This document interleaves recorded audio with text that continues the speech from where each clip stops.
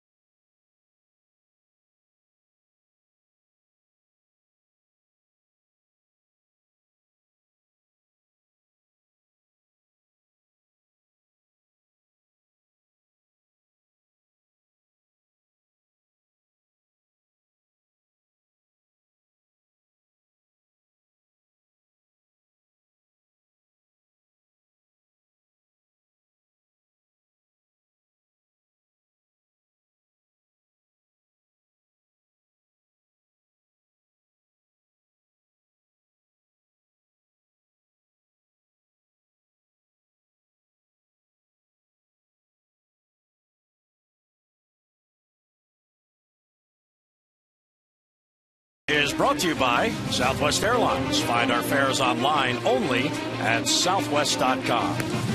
What a beautiful day and early evening it's been in Baltimore as the Orioles are back home as they take on the Rays first to 3. And tonight's game time temperature is brought to you by Train. Visit Train.com for an independent Train comfort specialist dealer near you. It's hard to stop a Train. 79 lovely degrees, just a slight breeze, and 58% humidity under partly cloudy skies. So the Rays come to town. They are red hot and back in the race. Southwest Airlines starting lineups for Tampa Bay. Desmond Jennings, B.J. Upton, and Evan Longoria. Ben Zobrist in the cleanup spots. Big numbers against the Orioles on the year, 400 batting average overall. Johnny Damon and Sean Rodriguez with Casey Kochman at first. Jose Lobaton will catch, and Brandon Guyer in right field will bat ninth. Well, here is the intelligence report right here on Zach Britton. He's on a Zach attack. One more win, and he'll be the second rookie left-handed pitcher to win double figures since 1990 with the Orioles. Pretty good going right there. Squarely early. Had a 3-game stretch not long ago where he gave up 20 runs in the first inning while only recording 6 outs. But on the other hand, he also set a franchise record early on with 4 wins in April by a rookie starter. That's been pretty darn good. And tonight's scouting report brought to you by AFCIA. Visit AFCIA.org, the organization association for IT pros. So Zach Britton, the 23-year-old rookie, has been pitching very well since coming off the disabled list. And he is facing a red-hot team at the moment as Tampa Bay comes in having won 4 in a row and 7 of 8. And here's a fellow rookie, Desmond Jennings, and there's a pitch that's off the plate outside and 1-0. Well, you're right, Jim. He has come back, and ever since he pitched that game against the New York Yankees where he gave up 6 earned runs, 9 runs in the first inning, he's been outstanding. Line to center field, Matt Engel back on it, and he hauls it in for the out, 1 away. Well, here's the defense for the Orioles tonight. Kyle Hudson in left field, Matt Engel in center, Nick Markakis in right, Davis at third base tonight. Hardy and Dino Reynolds round out the infield. Wieters behind home plate, and Zach Britton on the mound. Orioles have struggled as of late defensively, looking to turn that around. You can't make mistakes against these good teams. The Birds have committed an error in 3 in a row, and they have 10 errors now over the past 6 games. Here's B.J. Upton. First ball swinging, fouls it back. B.J. Upton's bat is coming along at the right time of the year for Tampa Bay. He's got a 4-game hitting streak going, and yesterday hit a grand slam. He has 9 hits in his last 19 at-bats. And it's outside, 1-1 the count. You know, this year, B.J. Upton has really turned the dial up against the most American League East ball clubs. Against the Orioles, too, 14 RBIs so far on the season, even when that batting average isn't high. There's a long, loud foul, and a ball and 2 strikes on Upton. Well, B.J.'s numbers, you see, he struggled all month in August. 222 average, 2 home runs and 7 RBIs. September, a different story. 343, 2 home runs and 7 RBIs. He has 20 home runs overall. And Britton misses low 2-2. In fact, he and his brother Justin, who plays for Arizona, they became the first brothers to each have 20 home runs and 20 stolen bases in the same season. And B.J. joined that group yesterday with a grand slam. The Aarons never did that, huh? I don't think Hank was too worried about stealing bases. No. Here's the 2-2. It's inside, ball 3. Now, Zach Britton, since coming off the disabled list, 3-0 with an ERA of 2.74, and one of the keys in this stretch, he has not allowed a home run over his last 4 starts. Only 9 home runs allowed on the year. And he walked in ball 4, so there's a 1-out walk for B.J. Upton. So Evan Longoria comes to bat, and he is a key man in Tampa Bay's lineup. And look at the breakdown of the Rays' seasons. In games in which they have won, Longoria's batted .311, but in their losses, .151. 20 of his 25 home runs come in wins, 65 of his RBIs in wins, and his on-base percentage .411 to .262. So he is a hitter that can be the difference in the game for Tampa Bay. And he comes in overall a hot hitter, 10 for his last 28. And now you'll have to look for the stolen base skills of B.J. Upton, because he is 8th in the league in steals with 27. You know what a difference in confidence you can see in Zach Britton right now since he's won that game against the New York Yankees after getting beat up so bad by them. He just seems to be so much more relaxed on the mound. He makes very good pitches. They talk about how tough he is mentally. Longoria pops it up. A long run for Markakis, and he gets there and goes into a slide. And then slips on the warning track. Markakis was over towards the gap, and that ball kept fading towards the line. What a play by Markakis. See Markakis on a dead run. He's locked in on it right there. He knows that he's going to have to make a slide. Thought he might be up against the fence. Loses his balance a little bit, but no advance by the runner. He just picks up and throws it back in the infield. Upton back to first, and a big out for Zach Britton as Longoria goes after the first pitch. Here's Ben Zobrist, the switch-hitting second baseman tonight. 15 home runs, 79 RBIs. See Upton edging his lead off first as Mark Reynolds holds the bag. And there's a strike 0-1. The run of Tampa Bay has been absolutely incredible. If you go back to August 8th, so just over a month ago, Joe Maddon's team has gone 22-10. The only team in the majors with a better record since that day, the Tigers, at 23-9. And there's a bouncer to second. There's Andino. He will flip to Hardy, and the inning ends. So a one-out walk and none left as Zach Britton gets the raise. We're going to the bottom of the first. Here come the O's. No score.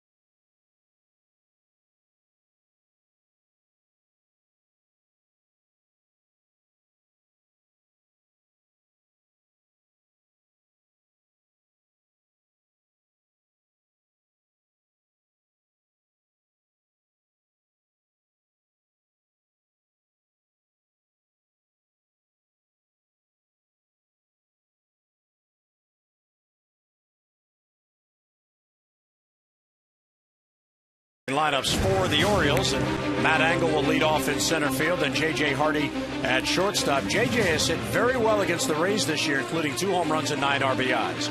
Markakis, Guerrero, and Wieters with Davis at third, Reynolds, Hudson, and Andino. Here's a scouting report on Jeff Neiman. He's a road dog. He has won 6 of his last 7 decisions on the road. Show him a little love from that dugout over there. 9-1 when his team scores him at least 3 runs. And he's not a Virgo. He's had great July and August with a 7-1 record, but September he's 0-2 with an 11 ERA. Not a Virgo. Not a Virgo. So you're into the astrology, huh? I didn't know that about you. It's a bad month for him. 0-1 on Matt Angle, getting another start in center field. Adam Jones sitting it out with a sore thumb. And a tapper towards first, and that bounces foul. So it's 0-2 on Matt Angle. Adams had a tough weekend. He fouled the ball off his ankle Friday night in Toronto. He was scratched Saturday.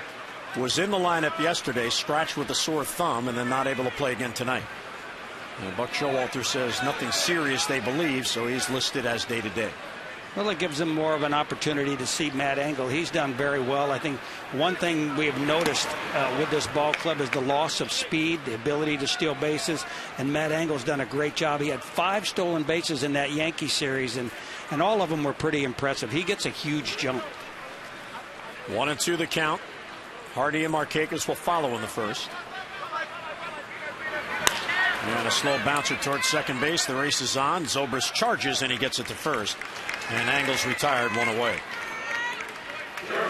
Now here's J.J. Hardy coming up, and he has had a very good overall season for the Orioles, but he has cooled as of late. Now you see his numbers in May, 247, 362 average in June with a very good slugging percentage. Then that dipped to 195 in July, but back up to 297 in August. And in September, batting just 146. So it could be that some fatigue is setting in with J.J. Hardy because Andino's been playing a regular position, not as the utility man because Brian Roberts has been out. Andino was the backup shortstop, so J.J.'s getting a lot more starts than he might have. Well, it seems like most teams come in and pitch in certain ways, and every other month he finds a ball club that'll pitch him inside. He loves that fastball middle in, and he rarely ever misses it. Slow roller towards third, tough play for Longoria, and he won't be able to make it. An infield hit for J.J. Hardy. And the way he's been going, he'll take it. Hardy was just 1 for his last 18 before that base hit.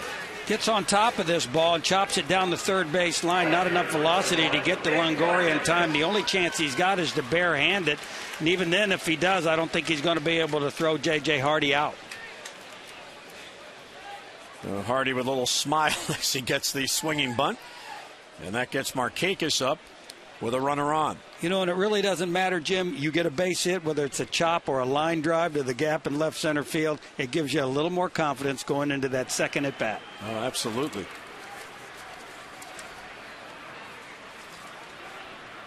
And the pitch to Markakis is right there for a strike. Well, Nick Markakis is really coming on.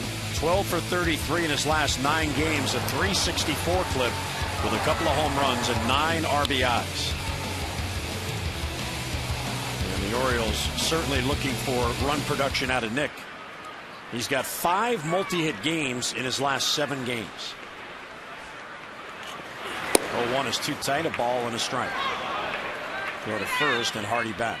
And I think it's taken a couple of years for the league to try to figure Nick Markakis out, but they start to exploit him a little bit with that fastball up in the strike zone. It's taken a lot of production away from him. And before they tried to get him down and away, try to brush him off the plate, swinging down on the ball, he's pretty effective. But he starts to swing at that high pitch. That's where he limits himself. So he has very good numbers against Jeff Neiman in his career. And a high fly ball to left towards the line. Easy play for Desmond Jennings. And 2 down in the Oriole first inning. Here's the Rays defense on the night. Jennings in left, Upton, BJ in center field. Geyer is going to be in right. Longoria third base. Sean Rodriguez will be at short. Ben Zobrist at second. Casey Kochman having a great year. Lobaton at catching, and Neiman on the mound. 2 down. Here's Vladimir. Hardy remains at first.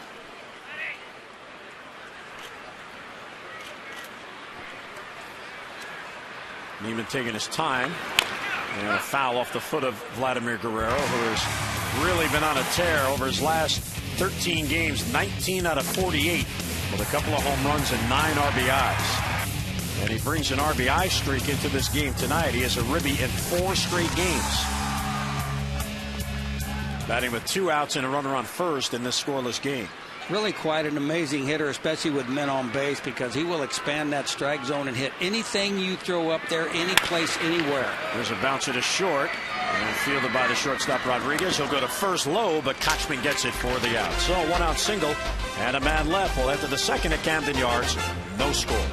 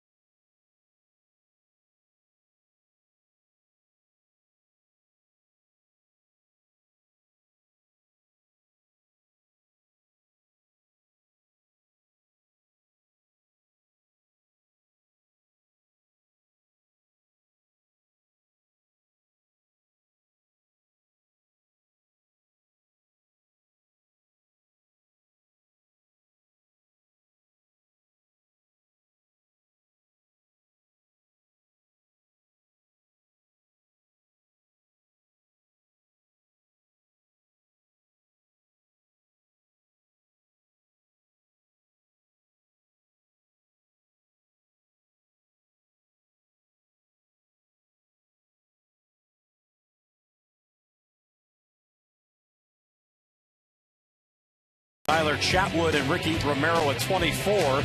And then Zach Britton tied with Joel Pinheiro and Irvin Santana of the Angels with 22. So if men get on base, Britton has done a real good job of getting 2 for the price of 1 to get out of it. Zach is averaging 13 base runners per 9 innings, which is pretty good. Not bad at all. I mean, they talked about this kid, the scouts did when he first came in, is how well he adjusts to almost every situation. Adversity, number one, we found out a couple bad games in a row, and he comes right back better than ever right now. Might take him a little while to get on track, but he certainly has done that. 93, 94 mile an hour sinker, and he stays with it in the tough situations. Johnny Damon takes a strike, 1-1. When the Orioles were in Tampa last weekend, Damon was in the number 2 spot in the lineup, but now with B.J. Upton hitting better, Joe Madden has dropped him down to number 5. Breaking balls high, and it's 2-1. You know, Johnny's been an amazing hitter over the years. He's come in here against the Orioles. He's hit 32 home runs lifetime against them. It always seems like he finds some spot in every series, Jim, to hit one out of the ballpark. And he's been an amazing hitter. Well, he's a winning player, no doubt about it, in his 16th season. He has 1 in Boston, he has 1 in New York, and he's trying to win in Tampa Bay in his first season with the Rays. The Rays have made up 7.5 games on Boston in the standings since August the 8th. And they've made up 4.5 of those in the past 5 days. And Damon is certainly a winning player, and he knows about being in races and not giving up until you're eliminated. So here are the wild card race numbers. Tampa was 10 out on August the 7th, and coming in tonight, they're just 3.5 out and 3 in that all-important loss column. And the Red Sox do not play tonight, so the Rays are looking for a win to cut another half game off that advantage for the Sox. You talk to Joe Madden, and he'll be the first one to tell you that the reason why they got him, Johnny Damon, was to have an effect on the younger players like Desmond Jennings and Casey Kochman and Sean Rodriguez and guys that show them how to play the game of baseball with the right attitude and the right work ethic. He's definitely done that. He's put up some tremendous numbers. 3-2 the count, leading off in the Tampa Bay second, and he fouls it off to stay alive. Zach Britton getting through his first big league season, and with the time in the minors and the time on the disabled list, he'll be active right till the end. 3rd round pick in 2006. And a pop foul. Joe Jordan, the Orioles scouting director, here today. Nicky Delmonico, one of the Orioles draft choices, was in Baltimore, and was talking to Joe about Zach Britton and how slowly he was brought along by the organization. Buck Showalter certainly knows about how you need to nurse prospects sometimes. And the 10th pitch in this at bat is bounced towards second base. Andino plays the hop, and he gets it the first for the out. And the Maryland Lottery's double play contestant of the game is Peggy Beal from Glen Burnie. For every double play the Orioles turn during the game, Peggy wins $1,000 from the Maryland Lottery. And now you can enter 2 great scratch-offs for a chance to win. To see how you can turn non-winning Amazing Eights or double play scratch-offs into cash or amazing Oriole prizes, go to mdlottery.com/double play. So 1 away on the ground out. So 10 pitch at bat to Damon after an 11 pitch inning in the first for Zach Britton. And Sean Rodriguez, playing shortstop, takes a strike. And another bouncer to second base. And that's a good sign for Britton, getting those ground balls and 2 men down. But Jordan was talking about Zach Britton. He said if you think back to 2006 when Zach Britton was drafted in the 3rd round, he was a 17-year-old high school kid, and he had not yet developed physically. So when he signed, he went to short season ball, Bluefield. Then the next year, he got to go to short season again to Aberdeen. It wasn't until his 3rd pro season where he got to go to a full season team at Delmarva. And Jordan says with the young players, in particular high school pitchers, they need to physically develop before they can get to the rigors of the big leagues. And now Britton, at the age of 23, has made it all the way to the majors.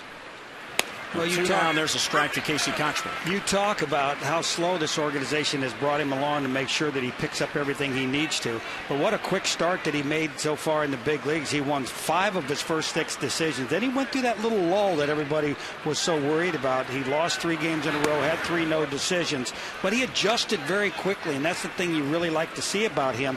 And then all of a sudden now he's won his last 3 decisions so far, and he seems to be right back on track, even better than he was early in the season. Kochman fouls it off at the plate, and it's 1-2. Well, most wins by rookie left-handed pitching since 1990. Mattis won 10 in 2010 last year. Garrett Olson had 9 in 2008. Zach Britton 9 this year. Arthur Rhodes 7 in 1992. And Arthur Rhodes is still pitching. 1-2 is inside. He's a reliever on the Cardinals. Still lives in Harford County, but he's pitching for the Cardinals. Brian Mattis is another one, Jim, that's gone through a lot of struggles as of late and really kind of lost his spot in the starting rotation. But he, too, and along with Zach Britton, are really, too, when they're pitching well, both of these guys, 2 of the toughest young left-handers in the American League. I can't wait to see these guys both get back on track again. Just missed outside of the breaking ball, so a full count on Casey Kochman after Britton got ahead of him 1-2. Kochman's hitting 2 in a row, but he has cooled off at the plate. He's still 6th in the league in batting, but he's gone from 341 to 314 since August 8th. And what's coincidental about that, that's when the Rays surge started on August the 8th. Yet his batting average has been going the other way. So 3-2 the count on him. Britton deals low, ball 4, and that's a tough walk after Britton got ahead 1-2. So the second walk of the night for Britton, and Kochman will take first with 2 down. Well, you don't like to see the walk at any time, but if you're going to have to do it in any given inning, you want to do it with 2 outs and nobody on base. So Kochman on at first, not usually a stolen base threat. And here's the switch hitting catcher, Jose Lobaton. Well, I played 24 seasons in the big leagues, Jim, and I wish I could have gone through a slump like that where you go from 340 down to 314 and struggle all the way to 314. And he's 6th in the league in batting even now. I mean, you're right. That's incredible. That shows you how well he was hitting. And there's a strike at the knees. 1-1 the count. Britton averages about 3.5 walks per 9 innings while striking out just about 6. Well, that's good. And we can only count on 1.5 more for the rest of this game.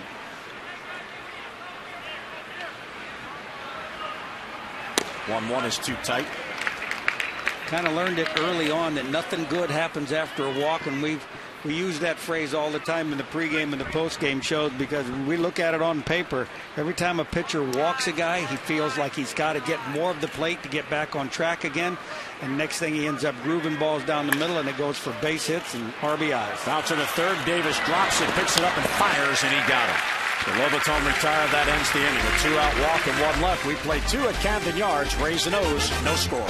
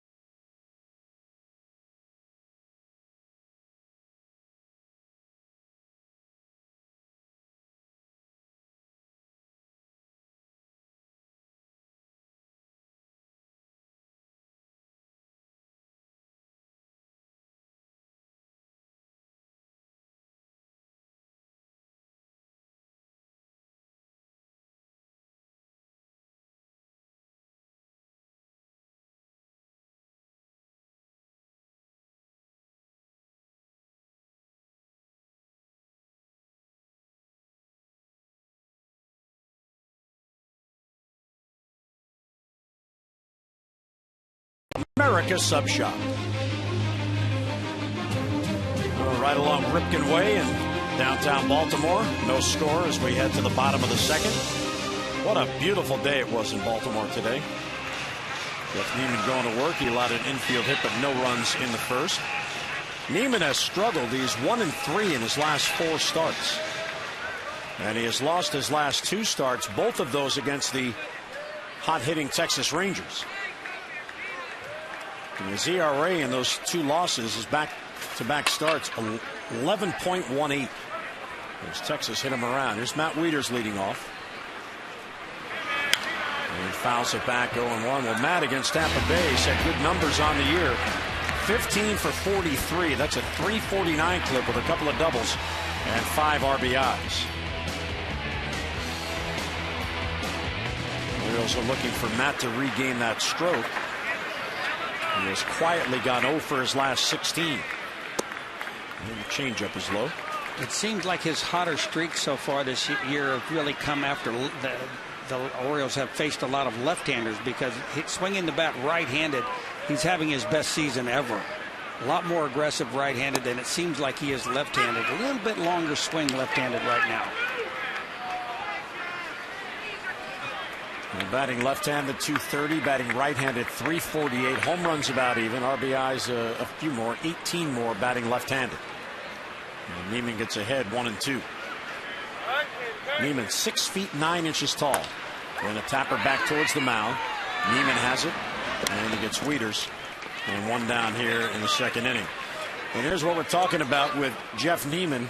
You go back to July and August, where he went a combined 7-1 with an ERA of 2.26. But in September, those 2 starts, 11.17. Batting average, a big difference. Runners in scoring position, a huge difference. And home runs per 9 innings. How about under 1 for 2 months? How about almost 4 this month? That's a big difference. You can tell he must have been getting tired through the hot part of the summer, because everything started coming up in the strike zone. He started giving up the long ball. Chris Davis takes a strike. Chris has a 3-game hitting streak going. And he was 6 for 10 in that streak.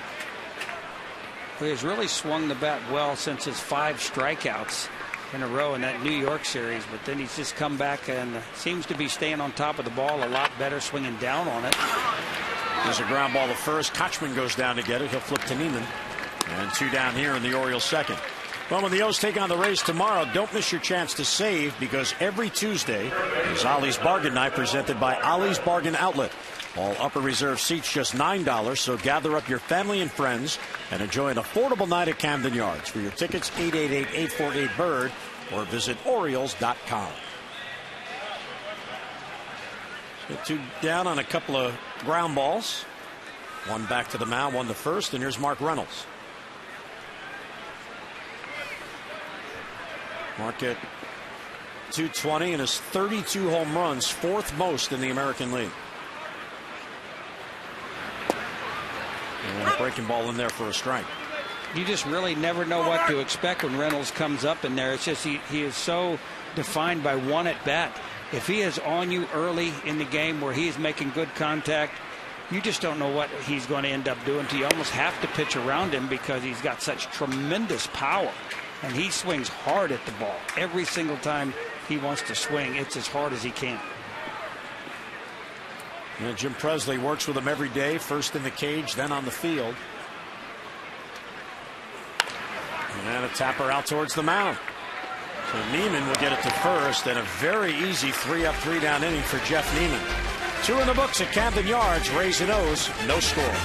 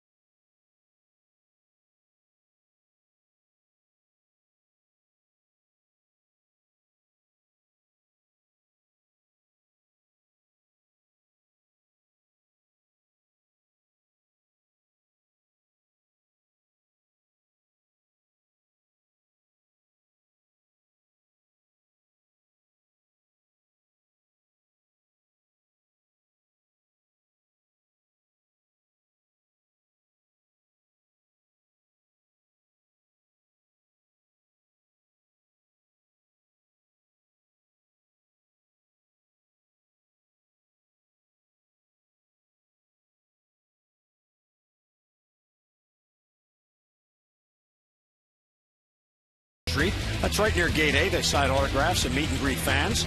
Now, the autograph station opens 90 minutes before the first pitch and stays open until 30 minutes before game time. And a new former Orioles player will appear at every game. The final Orioles alumni autograph session at Camden Yards is Monday, September the 26th. So relive some of your favorite Orioles memories. For more details, 888-848-BIRD or Orioles.com. Zach Britton going to work in the third. Here's Brandon Guyer. And there's a strike. Guyer, the number 9 batter, then Jennings and B.J. Upton.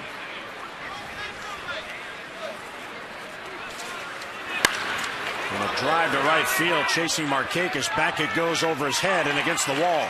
Nick trying to play the carom, gets to it, and Guyer has a leadoff double. Very good opposite field power, and Guyer's at second with none down. Take a look at this swing right here. A pretty good high fastball towards the middle of the plate. He leaves it up there, and he drives it the opposite way off the top of the fence. Pretty good power the opposite way.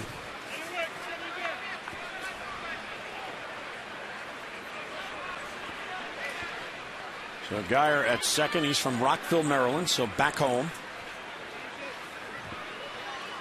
And now Britton will have to go to work with a runner at second and none down, and Desmond Jennings up. Orioles creeping in at the corners just in case Jennings lays down a bunt. And he does show bunt. He takes inside. The one thing Joe Maddon has that most managers don't have, because his pitching is so consistent and so deep, he can afford to play for a run here and there because he's very confident his pitchers are not going to allow that many. Well, he knows they're going to be able to hold and not give up a lot of big runs during the course of the game, and his bullpen is outstanding at the same time too. So playing for one run when you're up against a guy like Zach Britton, who has really been pitching well, you got to pick your spots at the right time to set up your innings, and he does a pretty good job at that. And the fastball a little too tight. Guyer does not have a steal on the year as he edges off second. Hardy's keeping him close. 2-0 on Desmond Jennings, who lined out leading off the game. And a swing away, and he takes a strike.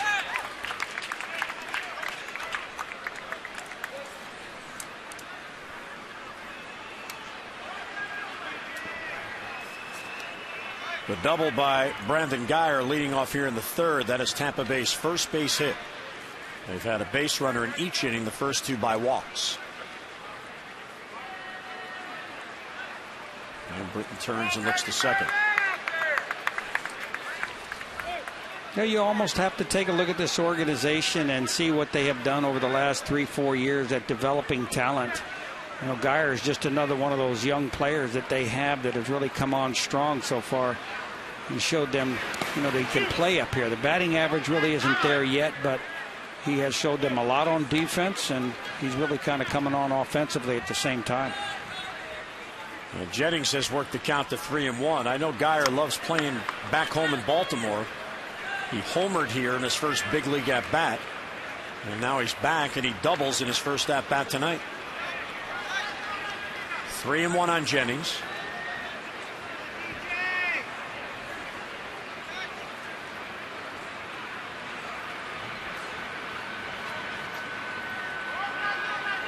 Britton, a long look out at Guyer, who takes off, and the pitch is swung on and hit towards third. Davis charges gloves and fires across to get him. So the runner does advance. Jennings grounds out, and one away here in the third. Time for our Hankook Tires game flow, sponsored by Hankook Tires.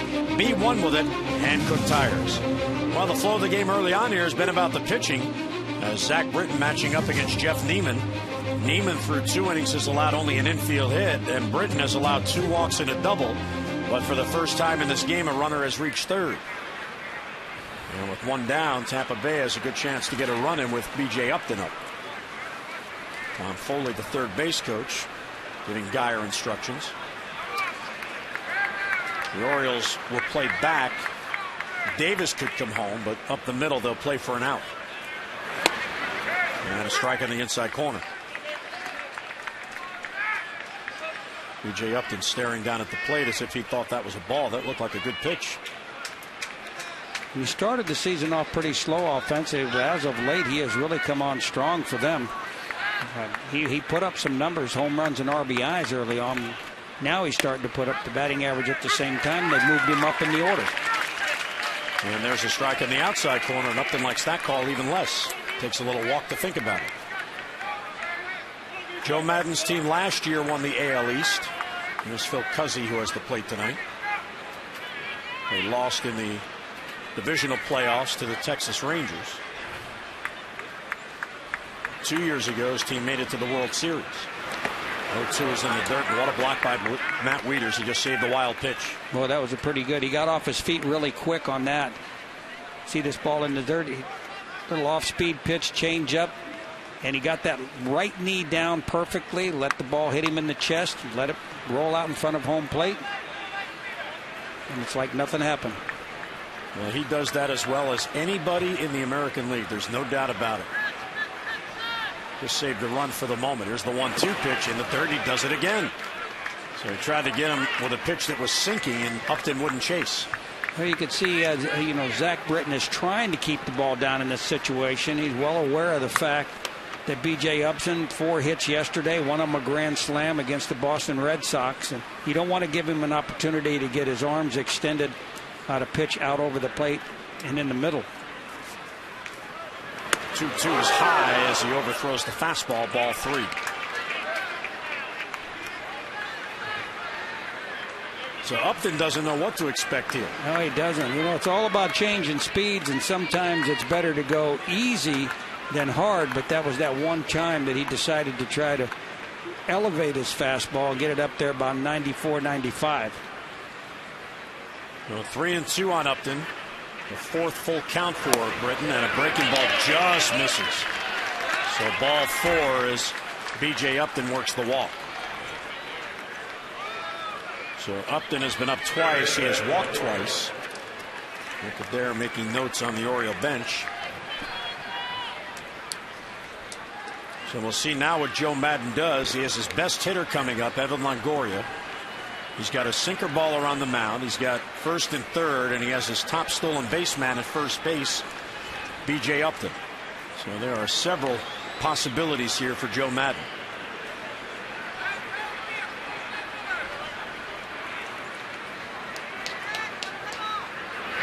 Line drive right to Hardy, and nowhere else to go. 2 down. Longoria has seen 2 pitches on the night, and he's 0 for 2. That ball was smoked, but he hit it right at Hardy for the out. Oh, you're right. That was a good pitch to hit, and Longoria is always ready for anything around the middle of the plate. He got one right there, and he hit it hard.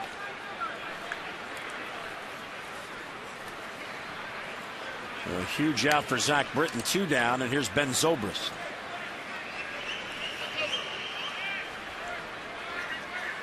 Zobrist sat out 2 of the games in Tampa because of a neck injury. Back in there now. He's now 30 years old in his 6th season.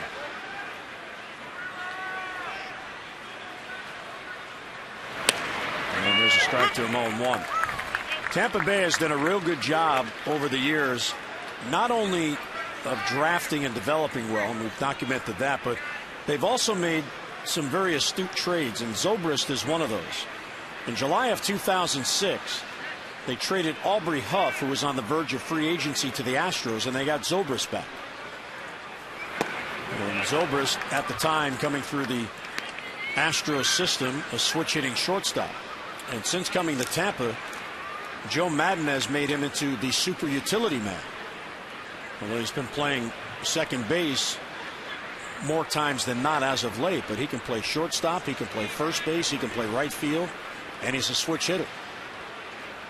Well, that's the biggest plus for him right there, is being able to switch hit. Now, so far this season, a lot more at-bats left-handed, but still a much higher batting average right-handed, 293 on the season. He's got the power to hit home runs right-handed, 11 left-handed, 4 right-handed, but what a guy to be able to move around the infield when you want to use him anywhere and give somebody a rest. 2-1 pitch is low, ball 3. Another block by Wieters. Well, for Zobrist, his breakout year was 2009. 27 home runs, 91 RBIs. Against left-handers, 260. Britton, the left-hander, of course. Against right-handers, 295. But the power is from this side of the plate. Let's see if Upton goes 3-1 with 2 down. Geyer's not forced at third. Upton is on at first. And Britton pays him a calling card. You know, you saw the RBIs too. That's what's amazing. A guy moves around the infield as much as he has, and all the different positions that he's played, and still right there on verge of driving in 80 runs on the season. Maybe an outside chance at 100 RBIs before the year's over. 3-1 pitch, check swing, and it's a strike. 3-2. Of course, you never know until years later how those trades work out, but this one's worked out for Tampa. Nice changeup on the outside corner, a little bit high in the strike zone, but it's the change of speeds that gets him. So the 5th full count of the night already. Upton goes on 3-2, and it's hit deep to left field towards the corner, down the line. That is off the wall and in play, and it gets by Kyle Hudson. Upton around third. He will score, and the Rays get a 2-0 lead on the 2-run double by Ben Zobrist. Well, you see that you get behind in the count too many times in a row, and they're starting to be able to pick up exactly what you're going to throw. That high fastball again up there, and that's Ben Zobrist is all over it right here. You get 3-2, you can't afford to walk another guy, and that's one thing that kind of creeps up when he has his tough games, is that all of a sudden he becomes very predictable. Our Jeep Exmo brought to you by the 2011 Jeep Compass. So Britton has walked 3 now on the night. 1 has scored. And the leadoff double Geyer also scores. So a 2-0 Tampa lead. Showalter on the bench, working with Nolan Reimold there. Kyle Hudson went too close to the wall, and that carom went past him. Upton likely would have scored anyway, but it cost the Orioles a possible play at the plate. There's Kyle playing his first game here at Camden Yards. When he joined the team immediately then went on the road. And a bouncer foul off the bat of Damon.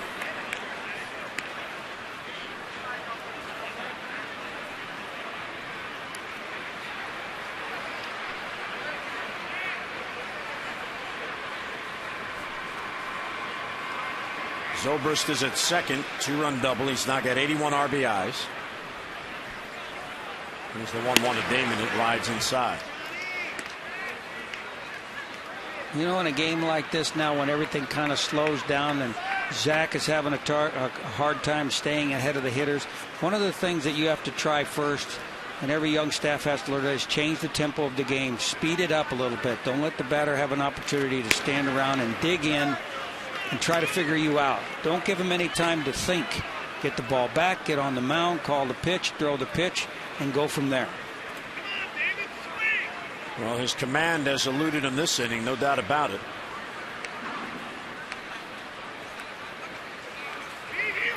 Three and one on Damon. Well, it's high ball 4. So 2 walks in the inning, 4 on the night.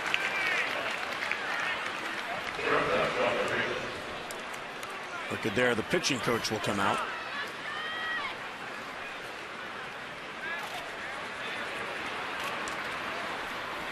Well, all Britton needs to do is get an out, and the inning will end, and he'll keep it to a 2-run inning. You know, there's other things that I would like to see too, you know, because we went through the same growing pains with young pitchers like Scotty McGregor, who's now in the bullpen working with the guys, and Mike Flanagan and Dennis Martinez and Storm Davis and guys like this. When they were up in the strike zone, it was time you have to go to extra work and maybe start moving the target around and drop it in the strike zone onto the ground. Try to bring them down some way. And I'm sure that's what the pitching coach is trying to say. You know, how are we going to somehow get you to throw the ball down in that strike zone? And if you miss low. And compounding that this inning is that sinking fastball has been bouncing. So he's actually throwing that too low. They're not even enticed to swing at it. Well, that's a bad combination there, missing high and missing in the dirt. Well, a lot of power will do that to you, you know, and a young guy says, I don't want to make a mistake here, so let me throw my changeup a little bit lower, and he ends up giving him an opportunity to see a pitch that isn't going to be in the strike zone for 1/10 of a second longer, and he can take it. But if you pick up the tempo a little bit, get the target down, you get those borderline pitches, they start swinging at him. 1-1 on the strike taken by Sean Rodriguez.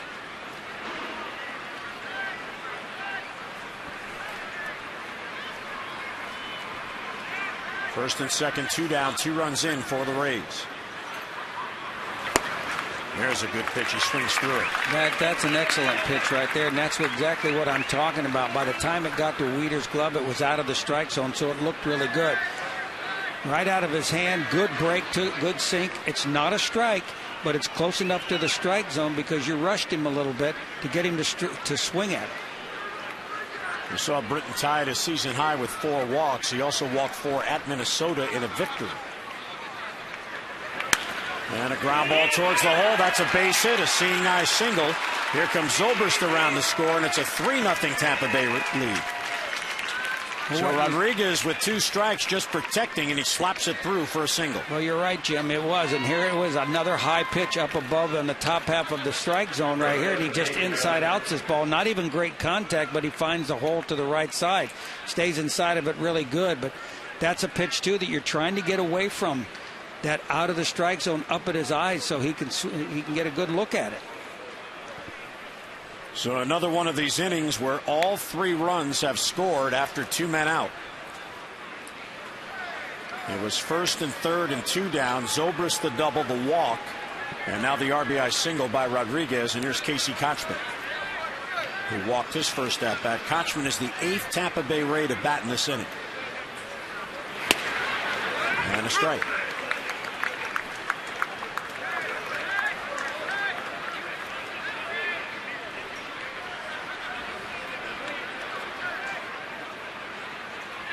Kotchman walked his first at bat. One of the 4 walks issued by Britton. Good looking curveball frozen, and it's 0-2. Well, that's now his 31st pitch of the inning. And also, too, you got to remember that after 15 pitches in an inning, that's when the sharpness of every pitch starts to flatten out a little bit, and where you really have to start trying to use a lot of different weapons out here to get through the inning. 0-2 just missed the ball on 2 strikes. Visiting the mound, give him a little break, give him a chance to, you know, take a little pause and get away from it for a second, and then holding the targets low in the strike zone, moving them around. A lot of different things you can try.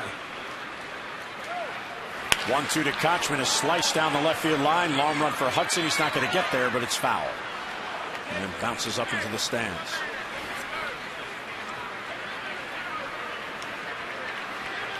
Well, on a lovely night, we have a full moon over Baltimore.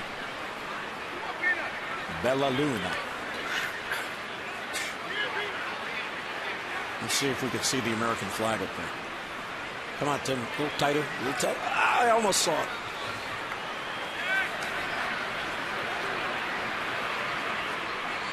One and 2 the count, holding on Kotchman, and just outside, 2-2. One thing Tampa Bay has been tonight is very patient. The only hitter who has jumped in the count is Longoria. Twice he has swung at the first pitch, but they were right there to swing him. Damon and Rodriguez, second and first, with 2 men down. And a foul, and Kotchman just helped out. Brittany just swung at ball 3. Well, you kind of see Zach during the course of his windup and his delivery kind of try to speed up right at the very end to throw the fastball by the hitter, and that's for the one that seems to be staying high in the strike zone and getting hit. Tampa Bay has been a very good road club on the year. The 39 and 31. There's Jeremy Accardo. Just did get up. He's just going through his stretching. 2-2, and he got it. As the pitch dipped under his swing, so Kotchman out in the inning ends. But Tampa Bay, a productive inning. They score 3. Britton ends it with a strikeout. 3-0 Rays.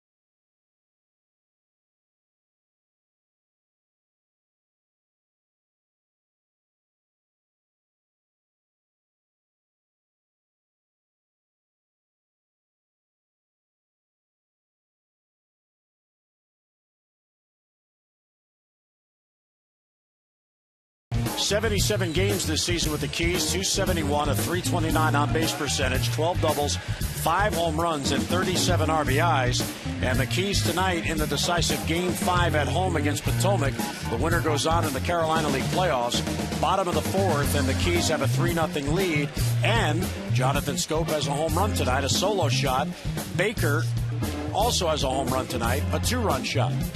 And Pettit on the mound, 4 scoreless innings on 1 hit so far. So the Keys trying to win and advance against Kinston for the Carolina League Championship, and Jonathan Scope having a good year. Here's Kyle Hudson leading off against Neiman. Shows bunt, and he takes a strike. Hudson, Andino, and Engel for the Orioles, now down by 3. And it's inside, 1-1 the count. Kyle's doing a real good job getting playing time here or there. He's got a 3-game hitting streak going. Yesterday came on as a pinch runner, down by a run, and he stole second base to get in the scoring position. There's a bouncer towards second base, fielded by Zobrist, and he will get the hustling Kyle Hudson for the out and 1 away. It's already 6 ground ball outs for Jeff Neiman.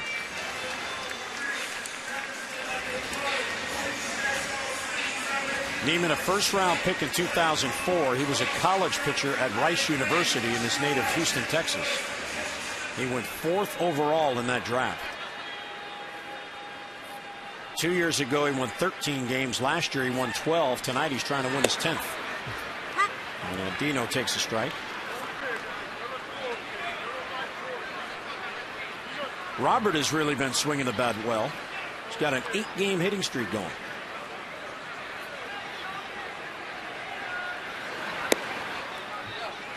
Outside, 1-1 the count.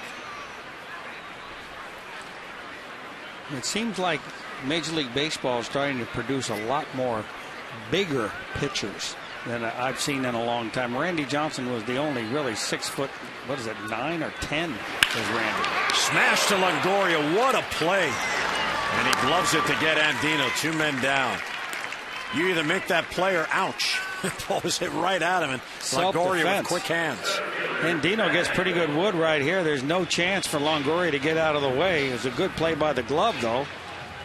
At this point, he's trying to get out of the way. You can see that. It hit him in the heel of the glove. All he is get it over there in time, and he gets the out. Longoria creeping in with Matt Engel up. And there's a strike. Engel bounced out to second, leading off in the bottom of the first. He's got a 3-game hitting streak going as well. Shows bunt, and he takes it low. For Neiman, this is his first start this year against the Orioles. Every time the Orioles played Tampa Bay, his turn didn't come up, and he also spent some time on the DL this year. Swing and a miss. Changeup. And it's 1-2. But Neiman, 4-3 in his career against the Orioles. And again, in this division, you measure pitchers by how they fare within the division. And he is 3-1 against the AL East. So 3 of his 9 wins against the division teams.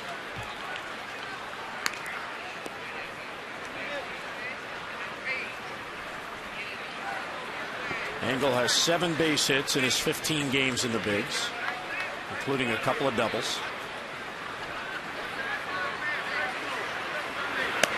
You want it? Oh, strike 3 called on a pitch that looked to be like his shoulders. Wow. So Phil Cuzzy rings him up. That ends the inning. First strikeout for Neiman. 3 up, 3 down. Go the Orioles. 3-0 Tampa Bay.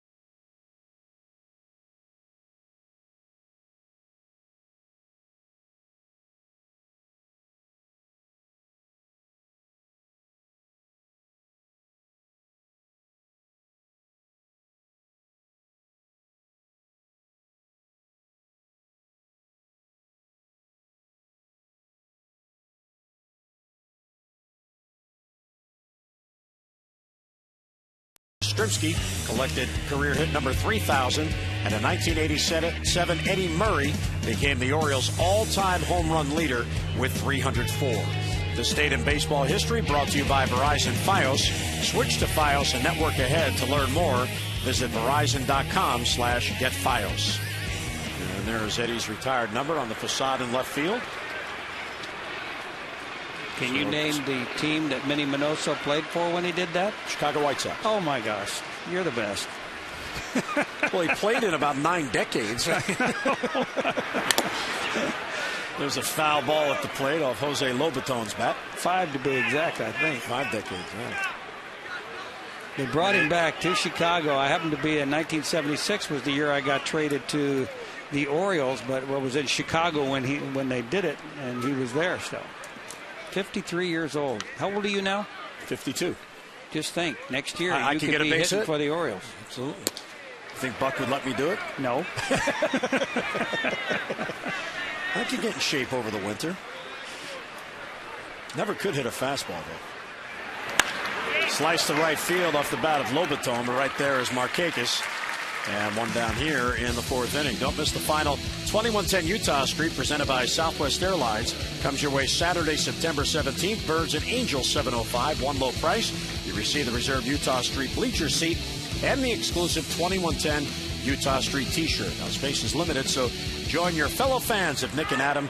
888-848-BIRD or Orioles.com. Okay, for a 3rd straight game, we just have 21 in the outfield, with Adam sitting it out again tonight. Geyer shows Buntley takes low.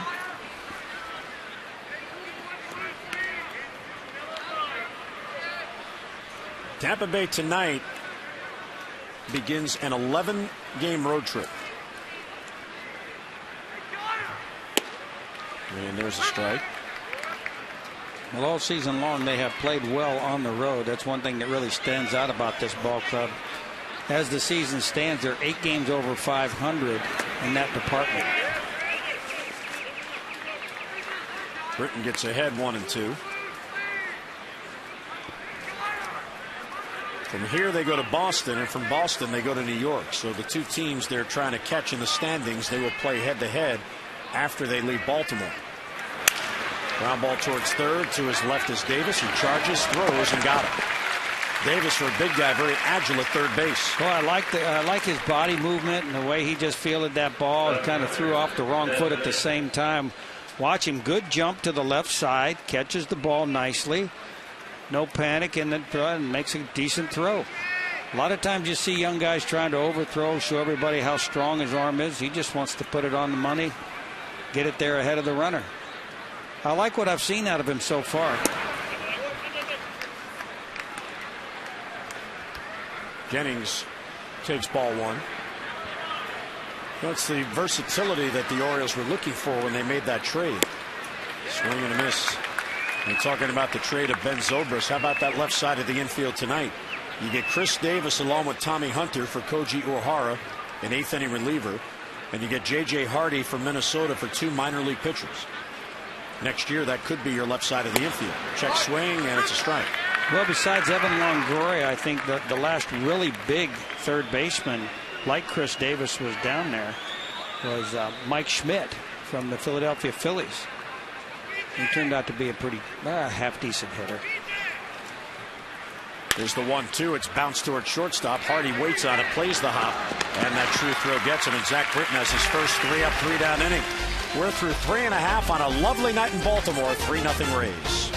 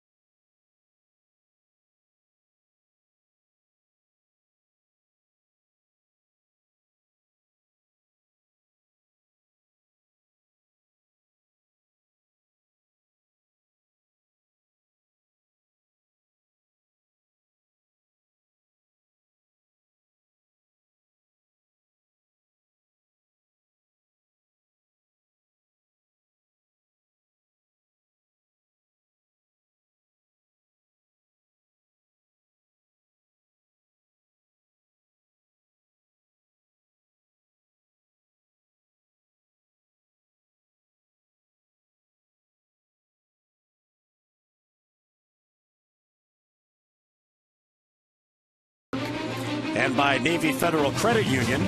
A loan from Navy Federal Credit Union makes car buying easy. Visit NavyFederal.org to calculate your payment.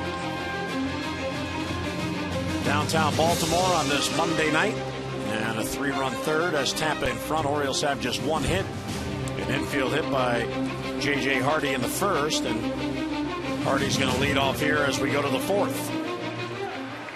Neiman 10 out of 10 with first pitch strikes. I think that's good. 12 of 19 for Britton. Close to perfect, I think. And make it 11 for 11 as Hardy takes a strike. Well, what an advantage it is, to get ahead of a hitter, 1 strike and no balls. It really adds a lot of question as to what the next pitch is going to be, because you can throw anything you want. And that one misses low.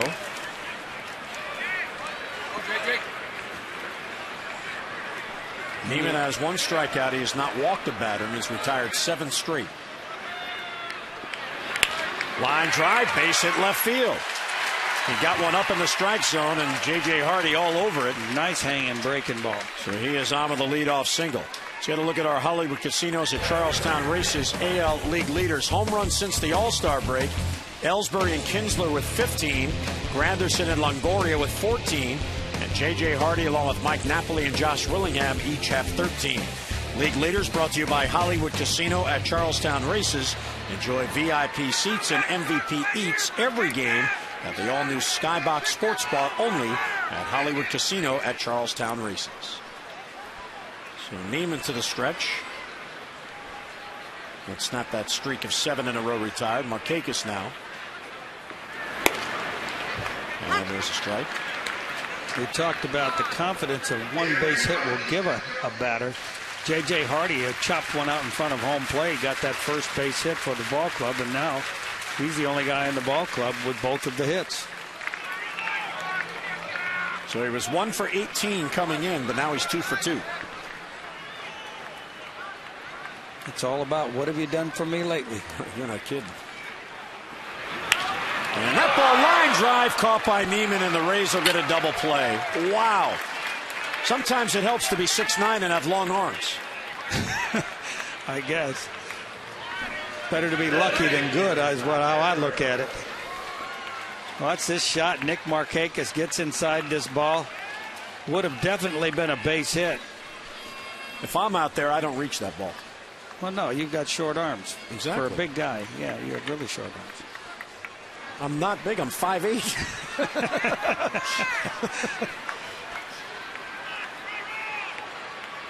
So 2 down now. Here's Guerrero. Vladdy swings through it on 1. When you go to buy a suit or a sport coat, can you buy it off the rack and it fits? Sometimes. Yeah, see, I can't do that. Short arms. They always have to alter it. Bouncer towards the middle. Hits the base, and it gets on through for a base hit. Oh, Vladdy living large. You talk about a seeing eye single. That not only was a seeing eye single, it hit the base and skipped past the infielder. Another look at it. He gets on top of it, chops it. You have to hit it at least 7 feet tall. No chance to get that ball because it looked like it was going to hit the corner. I don't think it really hit the base. Come on, Vladdy, smile. Well, Guerrero gets a base hit. He's 1 out of 2. He stays hot. And here's Matt Wieters.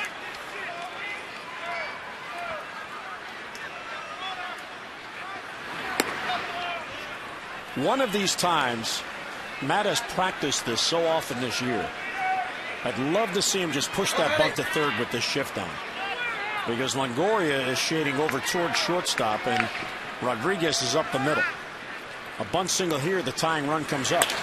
Instead, it's a liner right to the shortstop who was playing right there. Rodriguez has it, and the inning ends. So 2 hits in the inning, but 1 left. We've played 4 downtown. Rays 3-0.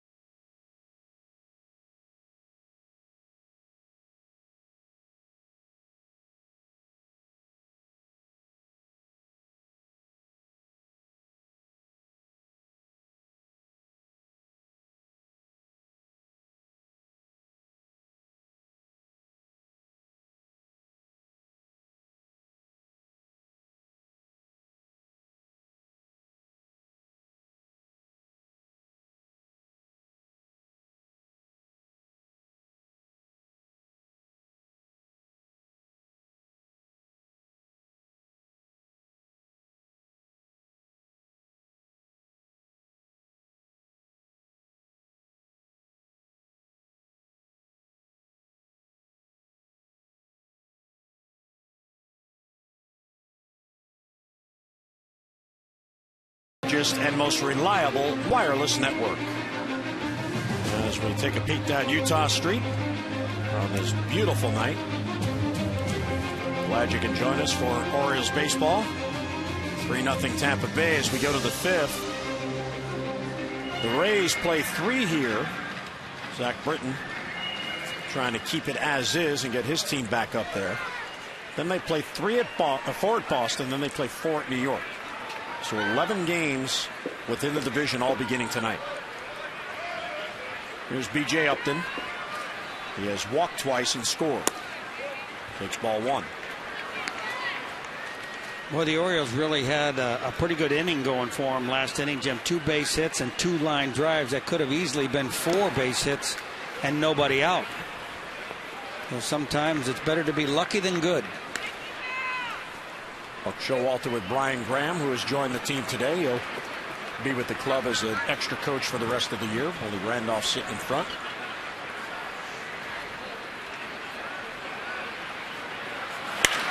Liner towards the gap in right center. That's going to get down for a base hit. Upton can fly, angle after it quickly, and he'll get it back in and hold Upton to a double. So the second time tonight, a leadoff double for Tampa Bay as B.J. Upton gets on. Masson would like to thank its fans who have followed along all season on Facebook, Twitter, and via mobile alerts. And on September 16th, 17th, and 18th, fans who are at Camden Yards receive opportunities to win exclusive Oriole prizes and experiences all weekend long. So make sure you're following us at Facebook.com/Masson Orioles, Twitter.com/Masson Orioles, or text OSocial to 29292 for all the details. Well, this is probably one of the toughest situations of the game so far when you're trying to face a guy like Evan Longoria, and you've got to try to make the hitter pull this ball to keep the runner from advancing. You don't want to give him a chance to drive it the opposite way, so you have to pitch him in and then take a chance that he's not going to hit a double or a home run on something that you leave in there. So a real tough situation he's got him in right now. 1-0 is high with the curve. 2-0. Wieters out to the mound for a chat. The other reason why it's so difficult against a hitter like Longoria, he's an obvious power threat. He's got 25 home runs. But in a situation like this, as you're describing, he's a real good opposite field hitter. And Andino's shading up the middle to keep Upton close. He has the back control to just poke at the right field for a single. So if you're the Orioles, do you say, well, I'd rather get a single than maybe get one to pull and hit it out? Well, I think right now he's got to find some way to pitch him in on his hands, because he's got the quickest bat I have seen in the American League in the last 20 years. He's gonna swing at the ball inside and try to pull it. And this is the part of the ball game that is very tough. Sometimes you're going to have to challenge even the best hitter in their lineup. But still, you got to try to make him hit it on the ground. 3-0 the count on him. And a strike at the knees, 3-1. Britton has struck out 1. He has walked 4. I would try right here that little cut fastball inside and hope that he pulls this ball foul for strike 2 or chops it down the third base line.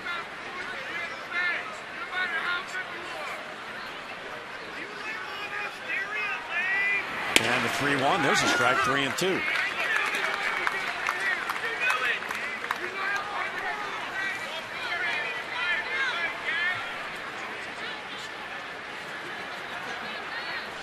So full count to Evan Longoria after falling behind 3-0.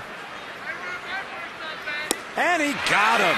Oh, what a comeback by Zach Britton. 3-0 on the count. And he comes back to strike out Longoria. Well, what an outstanding at bat this is. There you see that little cut fastball slider on the inside corner. We talked about it. You got to try to make him pull the ball there, and he took enough off of it to get the swing and miss. That's as good as it gets right there, Jim. And here's Ben Zobrist, who doubled and scored in the third inning. Drove in 2 runs as well with that double.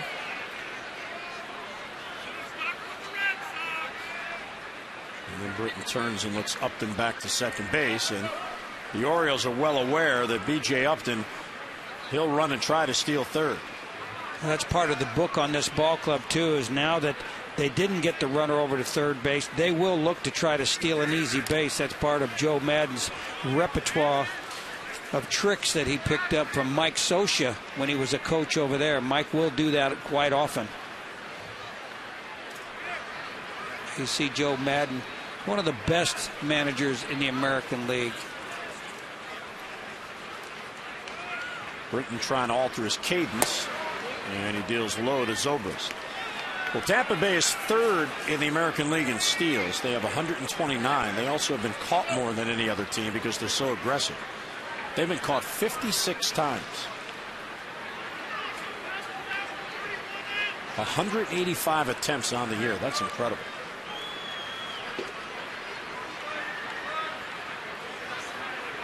.1-0 is low. Doesn't chase the pitch that dips.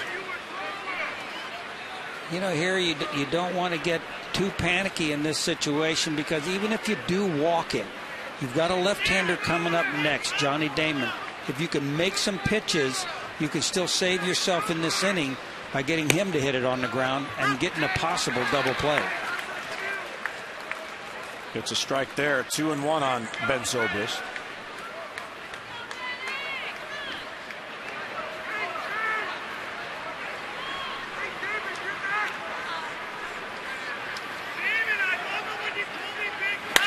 Line into right field. Markakis won't get it. Plays it on a hop. But he was able to freeze Upton, who gets to third and holds there. So runners on the corners with one down. Orioles reach, and the Oriole Advocates will hold their annual cardboard to leather collection coming up Saturday here at Camden Yards before the game with the Angels. Volunteers will be at each gate. They'll accept donations of new and gently used baseballs and softball equipment or monetary donations. Now, a silent auction will also be held right inside Gate E, beginning when the gates open and ending at 8:30. Memorabilia in the auction will feature from current Orioles, including Nick Markakis, Adam Jones, Matt Wieters, and more. For more details, just visit OriolesReach.com. There's a youngster at the game with his dad.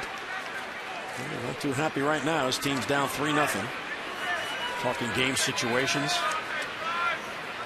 Yeah, the outfield's deep. Who are you going to hit it to? And here's Damon. And down and away. Now, the one thing with Damon, even though he's still in very good shape, he doesn't run as well as he once did. So ground ball, you might be able to turn two and end the inning. Runners on the corners. Upton at third, Zobrist at first with one out.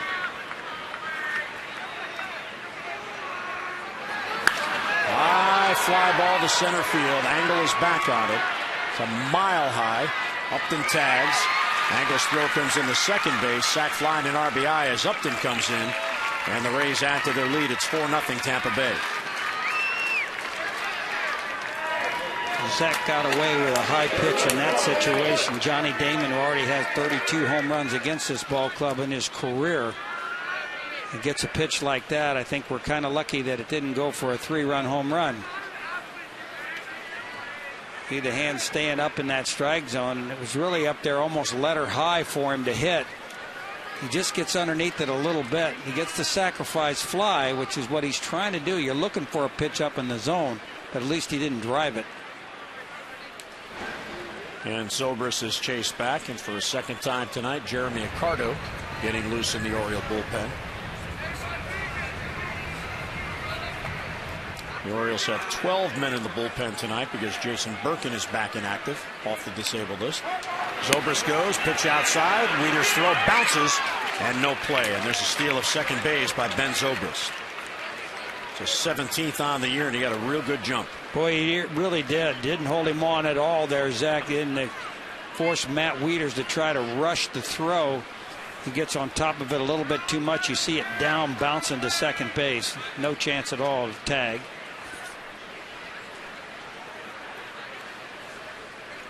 Want to know on Rodriguez, and that's low.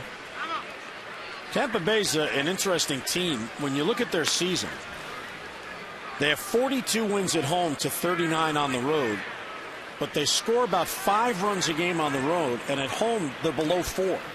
And you would think in that home ballpark where they tailor their team for that ballpark, they would be more productive at the plate. It really doesn't make sense at all, you know, the kind of numbers that they do. But obviously they play much better in everybody else's ballpark for some reason. They love room service. Yes, they do.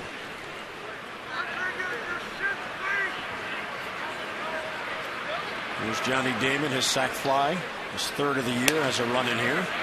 Rodriguez takes a strike on 3-0. And a 3-ball count has plagued Zach Britton all night long.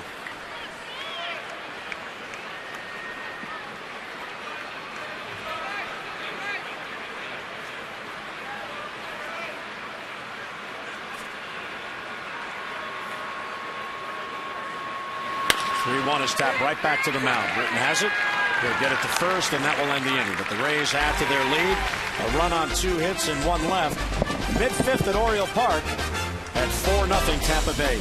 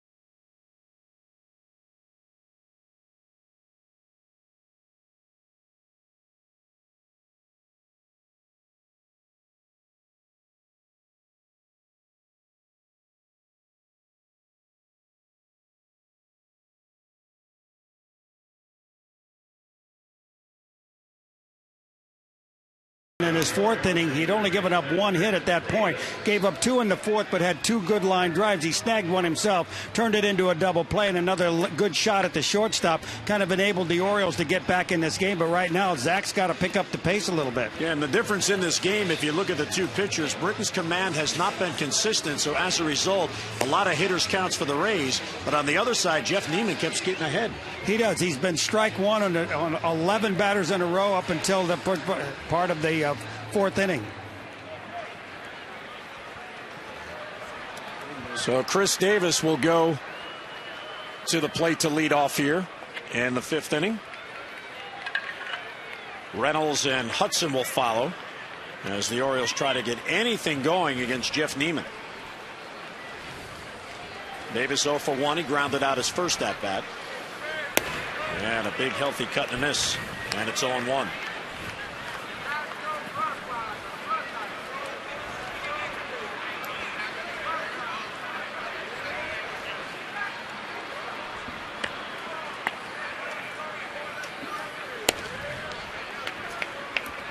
One and one on the pitch inside. Well, you'd really like to see Chris Davis get that home run swing back again. He's been getting his base hits as of late, but he hasn't really hit the ball out of the ballpark than the authorities. Davis has 1 home run as an Oriole. That came August 2nd in Kansas City. He does have a 3-game hitting streak going.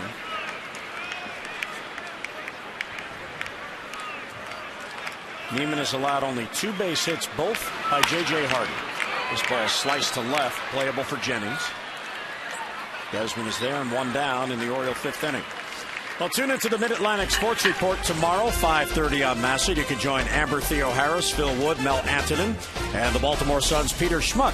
They'll discuss hot topics from around the world of baseball, live look-ins at the ballpark, interviews, and much more. That's the Mid-Atlantic Sports Report tomorrow, 5:30 on Massa. Here's Mark Reynolds batting 1 out and none on.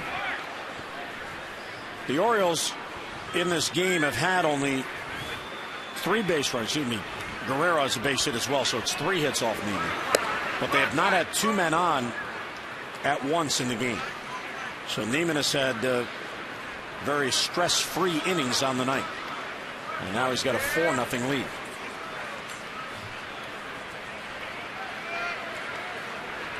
Reynolds hit a comebacker his last at bat. Takes a strike there, 1-1. Neiman is a strikeout pitcher, although he only has one tonight. He's averaging 7 per game. In 3 of his last 10 games, he's recorded 10 or more strikeouts in those games.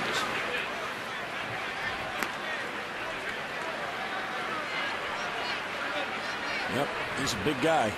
6'9", goes 260. What was Randy Johnson, 6'10" or 6'11"? 6'10", I believe. Outside. Reynolds has worked the count to 3-1.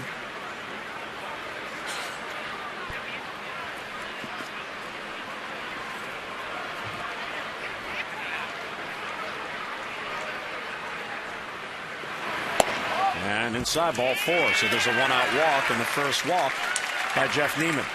Time now for our AT&T Mobility Trivia Fact. Adam Jones has hit all 23 home runs this season as a center fielder. And fact number 2, that is the most home runs by a center fielder since Brady Anderson hit 50 in 1996. And this year, Adam has the 4th most in Major League Baseball of all the center fielders. There's Kyle Hudson. Shows bunt, takes it outside. Well, one thing Kyle Hudson and Matt Engel have showed this ball club is really good speed. And these guys hustle every single time they hit a ground ball. Now, they're not hitting high for average, but they're showing that they can play good defense and that they can steal bases. And there's a strike right there in the outside corner. Jeff Neiman, we mentioned first-round pick in 2004. Tonight is Tampa Bay's 146th game of the year. And all 146 have been started by pitchers they have drafted and developed.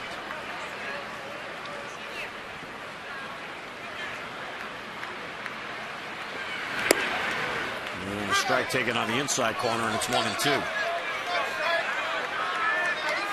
They've done a real good job at keeping their starters healthy, too. Because all of them over the last couple of years have posted more than 25 starts on the season.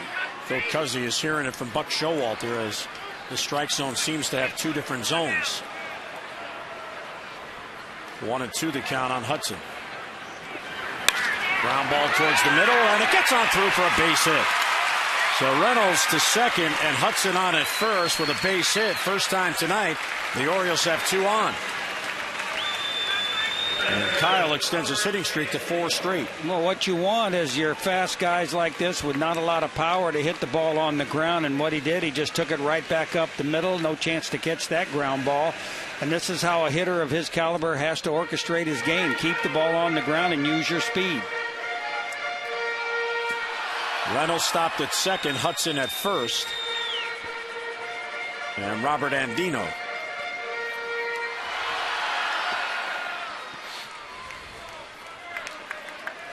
Andino grounded out sharply his first at bat.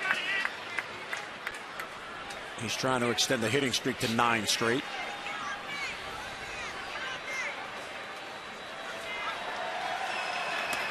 And it's low, 1-0. Well, Robert has really showed all of us that he's got some pretty good power in his last couple series here at Camden Yard at going off of that scoreboard in right field and short hopping it, and then hitting a home run on the last road trip to dead right field against the New York Yankees. He's got a lot of power that way. Oh, good cut there, and he missed it. 1-1. Well, he looked for the pitch, he just didn't hit it. He had a pretty good swing at it. There's no doubt about that. He just plain missed it. He swung right over the top of it.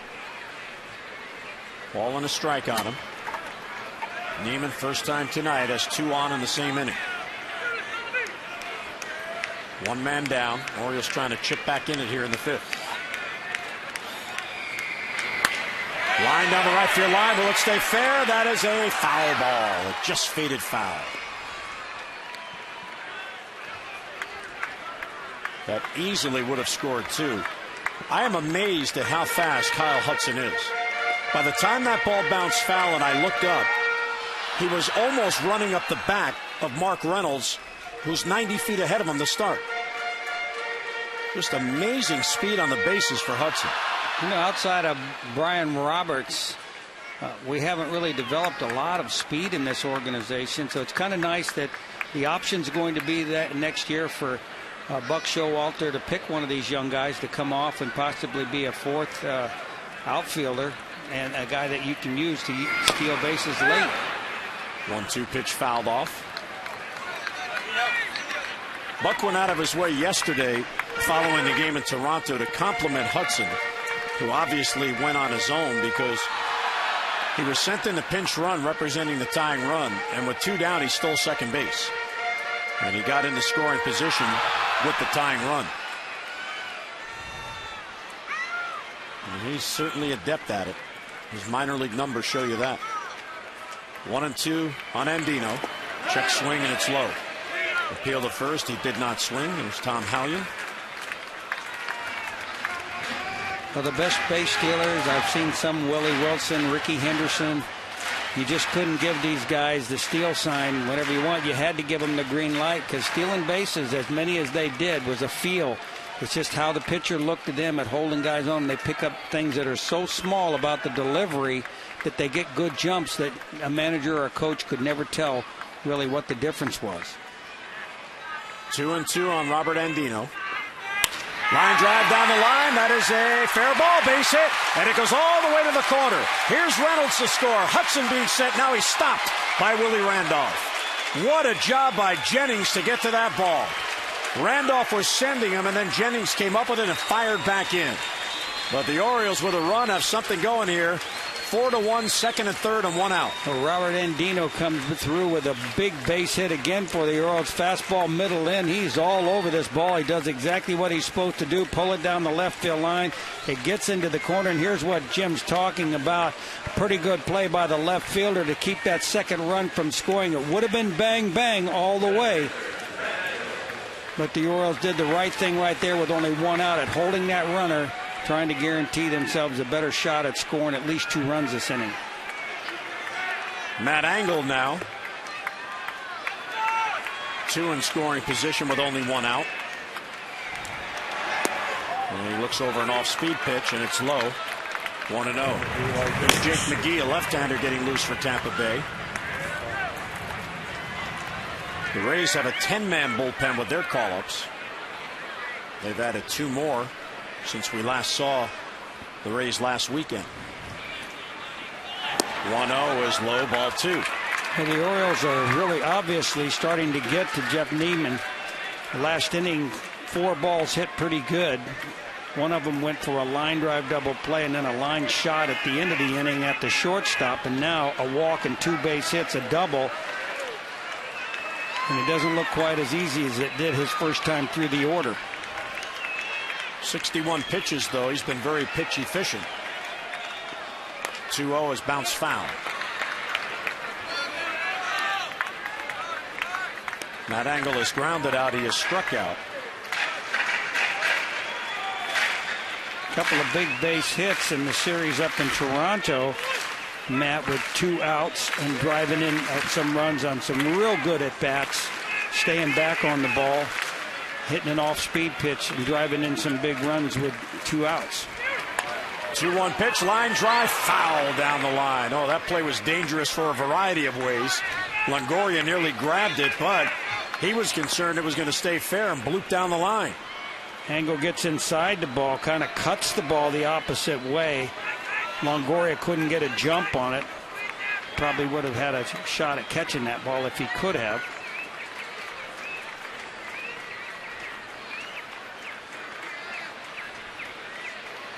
Well, 2-2 on Engel. Big moment in this game for Niemann.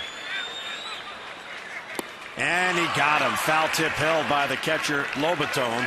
A huge out for Jeff Neiman, and 2 down as Angle goes down on strikes.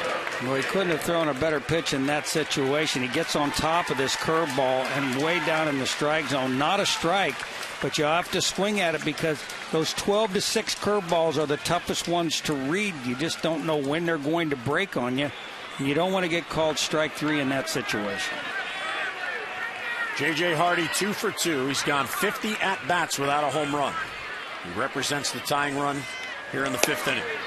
Neiman drills a fastball in there for a strike. Well, now would be a good time, Jimmy.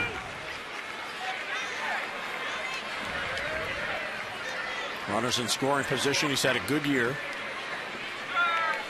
2nd and 3rd. 2 down now. And there's another strike.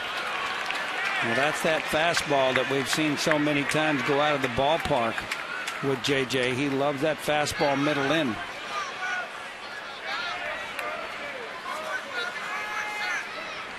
And Dino and Hudson 2nd and 3rd. Hardy batting with 2 down. And a defensive swing, but he fouled it off. J.J. 3 RBIs over his last 10 games. His last home run was August the 29th against the Yankees in that Monday night game.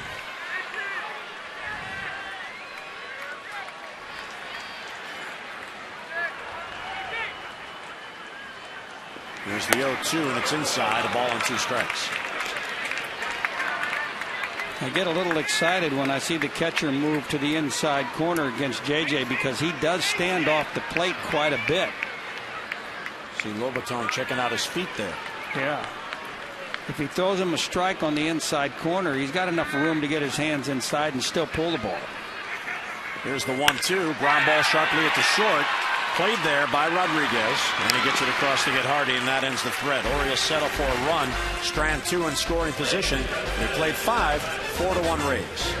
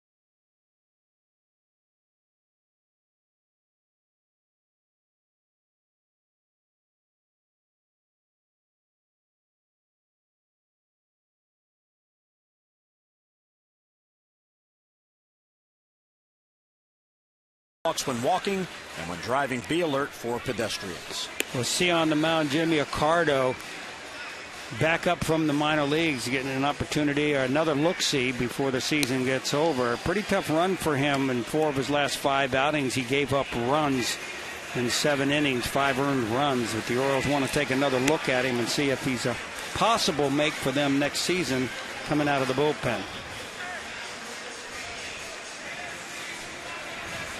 Jeremy got into the game Thursday here against the Yankees, that makeup game. He pitched 2/3 scoreless. So his job is to eat up some of these middle innings and not allow the Rays to add to their lead. Orioles got 1 back but left 2 in scoring position. Neiman did a real good job. He struck out Angle and got Hardy on a ground out to end it.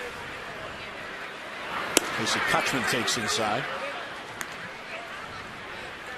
Kutchman, Lobaton, and Geyer, the lower third of Tampa Bay's lineup. And there's a strike. Watching Buck Showalter since he took over the Orioles and throughout this entire full season, it's interesting some of the things he does. And when Accardo was coming into the game, it was the 1-1, it's bounced foul. He came out on the field to tell Phil Cuzzi which pitcher he was bringing in. Now, of course, there's no need to do that. All he's got to do is look out and see his number and point to the official score, and Accardo's in the game. But I want to believe that he was out there talking about Cuzzi's interesting strike zone over the first 5 innings. And a ball cued past the mound. Hardy is there. And he'll get it to first, and Kochman's down for the out, 1 away. Here's our Unilever game flow. Well, the flow of the game so far is that Tampa's had a 3-run inning, and the Orioles, with a chance for a 3-run inning, left 2 men on base. And as a result, the Rays have a 4-1 lead in the 6th.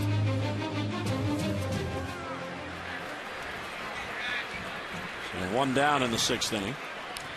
You never know if the seeds that you plant when you talk to the umpire and say, hey, you know, this is what I see. What do you see? How about this call? How about that call?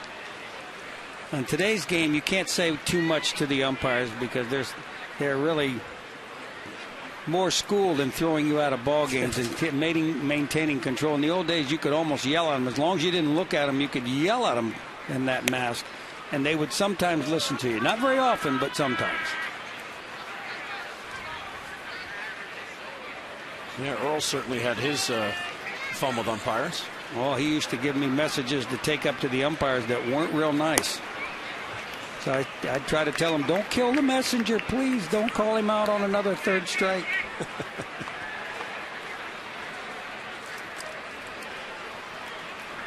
3-0 as Accardo falls behind Lobaton. Switch hitter now batting left. And there's a strike, came right back. So Britton goes 5 innings, 4 runs on 5 hits. High pitch count got him. Not only walked 4, but a lot of deep counts. And it's high ball 4. So Accardo walks Jose Lobaton, who is struggling to keep that batting average above 100. Yeah, we talked about the struggles that Jeremy had before he got sent back to AAA ball, giving up runs in 4 of his last 5 outings. He got sent back to Norfolk, but he really put himself back together again and put himself back in the mix. In 33 1/3 innings, he only gave up 8 earned runs in 26 games. He still had a 2.1 ERA, so you know he's going to be a definite factor again next year. Brandon Geyer, the number 9 batter, double to get a rally going in the 3rd and scored a run. Now, if Lobaton goes, we'll have a story. The catcher on. Nothing against catchers, right? Well, some of us had really good speed. Johnny Bench? I just happened to be not one of them. Oh, not one of them. Okay. Well, I mean, I did steal 7 bases one year. You know, pretty good. And that's when the manager had to give you the steal sign. Right, because he wanted I never would steal on my own. He wanted the big inning. And a bunt attempt, and he missed it. I never found it easy. Nobody ever really taught me how to get a jump or what to look for in those days. It would just go. But I really was not very good at getting jumps at first base. Well, when you talk to base stealers, there's a couple of things that I've found over the years. One is a mindset, which Adam Jones really fits in this category. As Adam has real good speed, but he doesn't seem to be comfortable yet with the jump that you need to steal a base. As Geyer slices it high down the right side and out of play. Well, one guy I know that is really getting a lot better at it and was really no good at it at all is Nolan Reimold. The speed that he has coming out of the batter's box, you translate that on the bases as to getting jumps and stealing bases, and he could be one of the better stealers on your team. Well, Adam has 11 steals, and he's only been caught once, but you would think with that kind of ratio he would run more. I would think so. But he hasn't. So you need that mindset of stealing a base. The 0-2 is fouled back. In a lot of cases, you know, where a lot of guys like Adam Jones get most of their stolen bases is third base. Because it's much easier, nobody holding you on the bag, to get a better lead. And it's the same distance, obviously, from second to third as it is from first to second. But they should get better jumps and steal more bases. 0-2 is fouled back.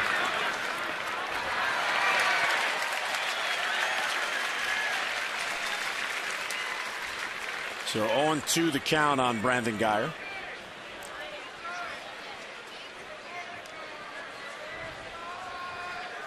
And we talked with Kyle Hudson when he got promoted about all the minor league steals, and he says, yeah, there's definitely a knack. It's not only just speed. Slice to right field, chasing Markakis. Nick reaches up and he grabs it for the out. All right, that ball was hit hard by Geyer again, and 2 men down. Your favorite birds are back with their favorite dogs and cats. That's right, folks. The 2012 Orioles Pet Calendar presented by Southwest Airlines. You can pick up your 15-month calendar featuring all of your favorite Orioles, with all the proceeds benefiting Barks, the Baltimore Animal Rescue and Care Shelter. To get your 2012 Pet Calendar, just call 888-848-BIRD or visit Orioles.com.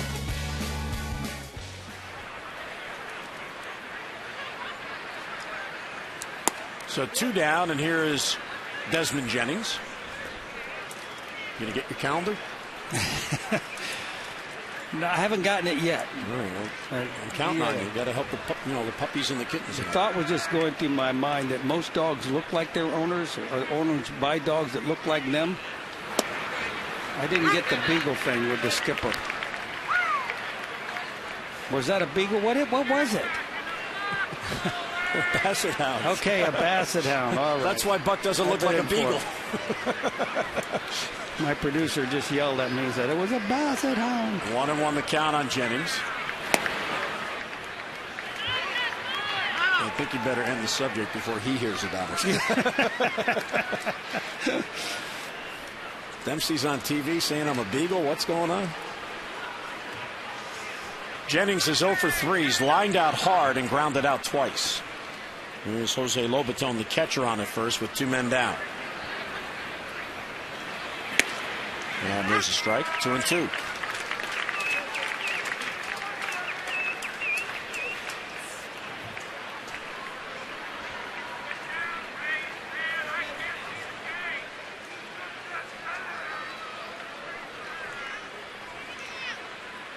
And the 2-2 pitch foul back.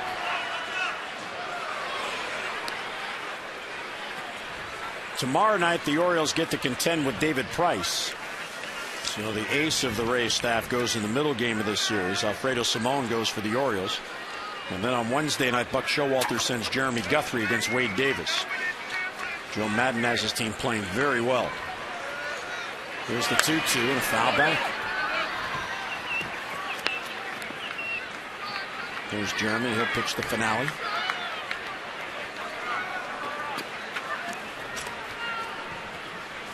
What a great game he pitched the other day. His last outing. Ricardo having trouble putting Jennings away, who keeps fouling pitches off. And strike 3 called. He finally got one over at the knees, and Jennings took. Well, 1 out walk and 1 left, mid-6th at Camden Yards. Tampa Bay with a 4-1 lead.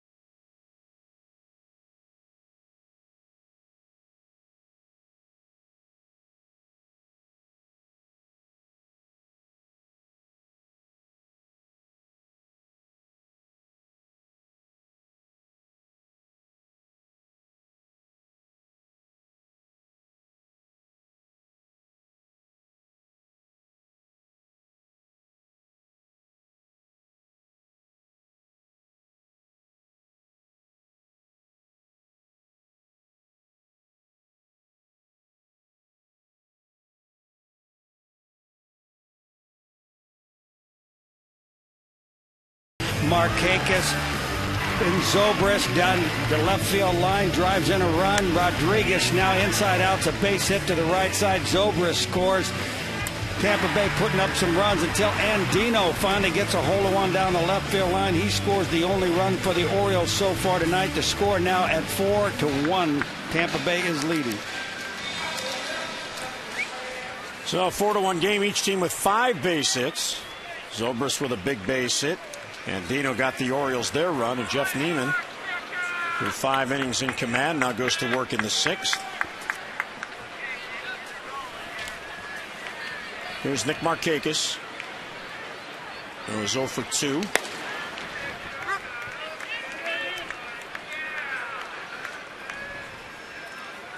Markakis, Guerrero, and Wieters for the Orioles here in the 6th inning.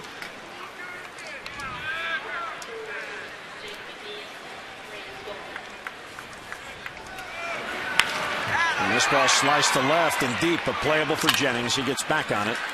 And 1 away in the Orioles' 6th inning. Juan Cruz has joined Jake McGee in the Tampa Bay bullpen.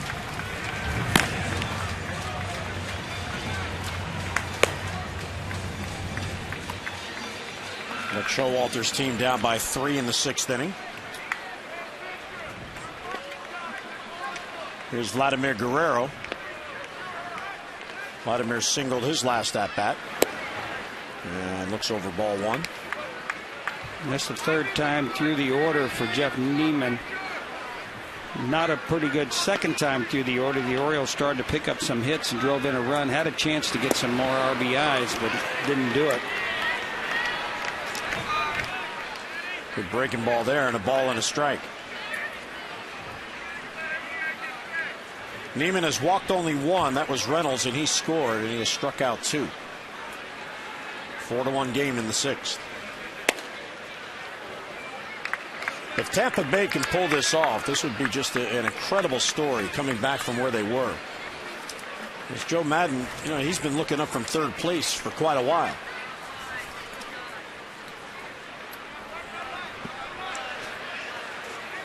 Vladimir takes low ball 3. You have to play pretty good in this division to pick up 7.5 games over the course of, what was it, Jim, 10 games? They've really done a pretty good job. Solid starting pitching, and everything really starts to be kicking in for them. And Guerrero patiently takes a strike, so 3-2.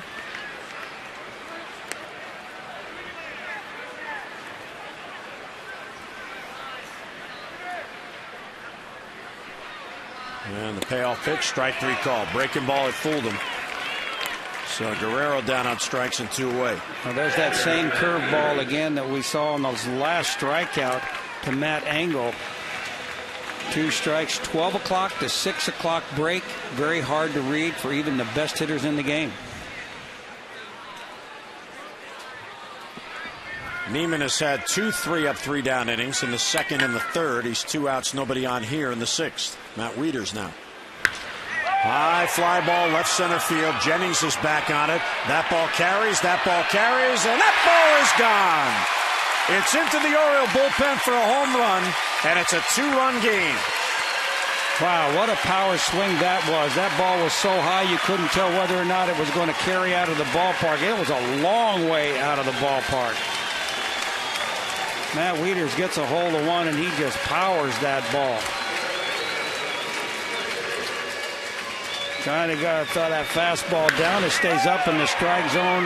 Matt Wieters gets onto it. Left center field. He drives it. Look where this ball lands. Well back in the bullpen. So how do you snap an 0 for 18? If you're Matt Wieters, you do it with style, with a home run. And Chris Davis fouls it off sharply. I have to say now officially the Orioles are back in this game.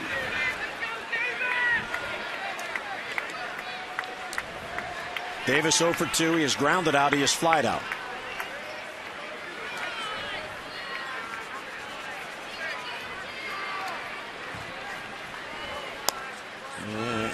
Strike called. Well, I don't know about that pitch. It looked like it was low at the same time as running out of the strike zone.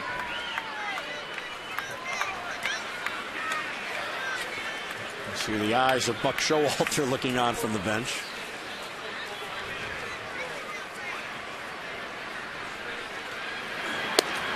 And that one a little outside, and you have to be careful if you take a close pitch and it goes against you.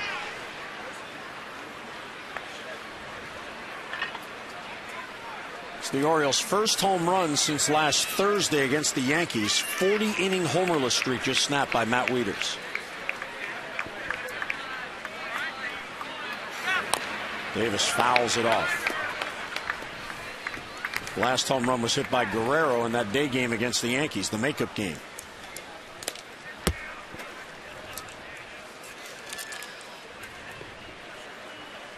So for Matt, there's number 18. And it makes it a 4-2 game.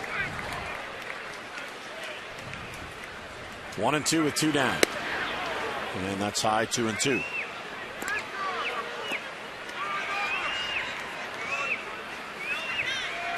Davis had 6 hits in his last 3 games, the 3-game hitting streak, 0 for 2 tonight.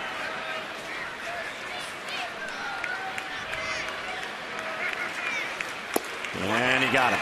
Off-speed pitch, Davis swings through, so the inning ends. But Matt Wieters, with his 18 home run, he hit it high, he hit it far, and it went out. And it's a 4-2 game.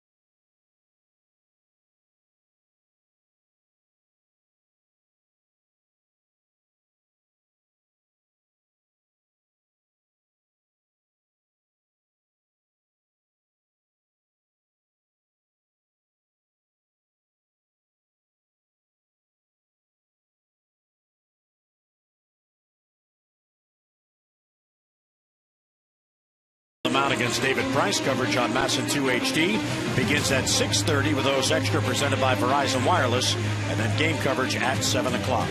We've got all the access you need right here on MASN. You see David Price will be on the mound looking for his 13th win of the season. Pretty good ERA and always tough on the Orioles. Alfredo Simon has been struggling a little bit. He's looking for his 5th win of the season. He's got to keep people off base and stop walking people. Hard hit ball, base hit down the line off the bat of B.J. Upton. And Upton's going to head to second base with a leadoff double against Ricardo. Boy, you get another look at this, and fastball in, and he is all over it. He's swinging the bat so well as of late. He's really picking up the pace. Pretty quiet in the batting box right here. Fastball in, that's what you're supposed to do with it. And Upton again leads off the inning with a double, as he did earlier in the ballgame in his last at bat. So leadoff double, a runner in scoring position. And here's Evan Longoria. The Orioles trailing in this game 4-2, so that runner out there is huge, and they've contained so far Evan Longoria. He was 0 for 3 against Zach Britton. The center field, long run for Angle, and he will get there and run it down. And Upton alertly tagged and headed towards third. Boy, Matt Angle gets a jump on the ball, and he ran that down. 1 down. He did. He gets all over a fastball again, left center field. He drives it out there. Matt Angle catches up with it, makes it look easy. No chance to stop B.J. Upton from getting to third base. He's just too quick.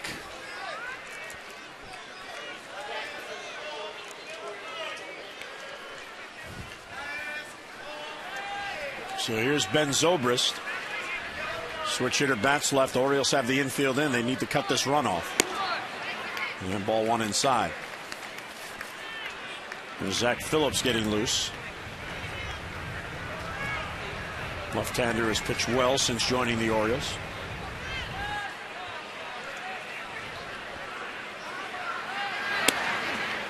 And right there for a strike. Well, he just reared back and challenged him with a fastball right there middle in. I think it surprised him it was such a good pitch.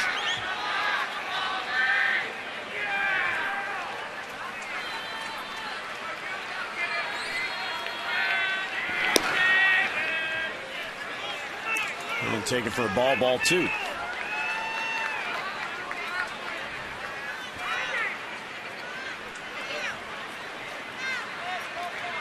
Showalter's team trying to battle back. They were down 4-0. It's now 4-2, but a big run at third there with one down. Hard hit ball foul. And a souvenir for a lucky fan. Oh, drop it. There you go, buddy. You got a nice memory from Oriole Park. Yep, show it off. Yep, look what I got.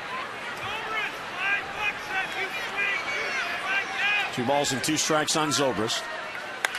And ripped foul.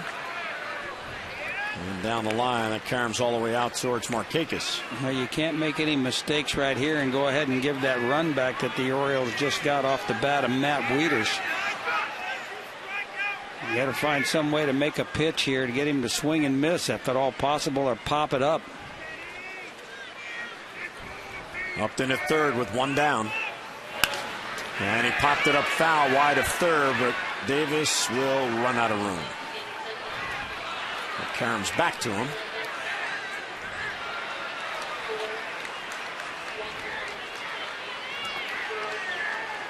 Joe Madden and Buck Showalter. Huge game here late in the season. Almost every game for Madden's team the rest of the way is huge.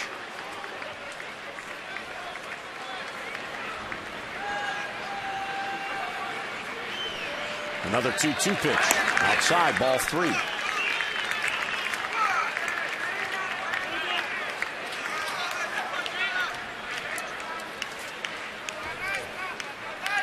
So Ricardo being careful with Zobrist. And the count has gone full. Here's the payoff pitch. It's ripped to right field. Markakis won't get it. That's a base hit. Here comes Upton to score, and on at first with an RBI single is Ben Zobrist. So the Rays get that run right back. It's a 3 RBI game for Zobrist and a 3-hit game. I do love the fastball. There's no doubt about that. But in that situation right there with a 2-2 count, you can't just throw the ball right down the middle and expect you're going to get away with it and really stop them from scoring the run. You got to be a little bit more creative than that. So Ricardo will leave with the left-handed bat of Johnny Damon coming up. It's 5-2 Tampa Bay, and we'll get Zach Phillips in the 7th.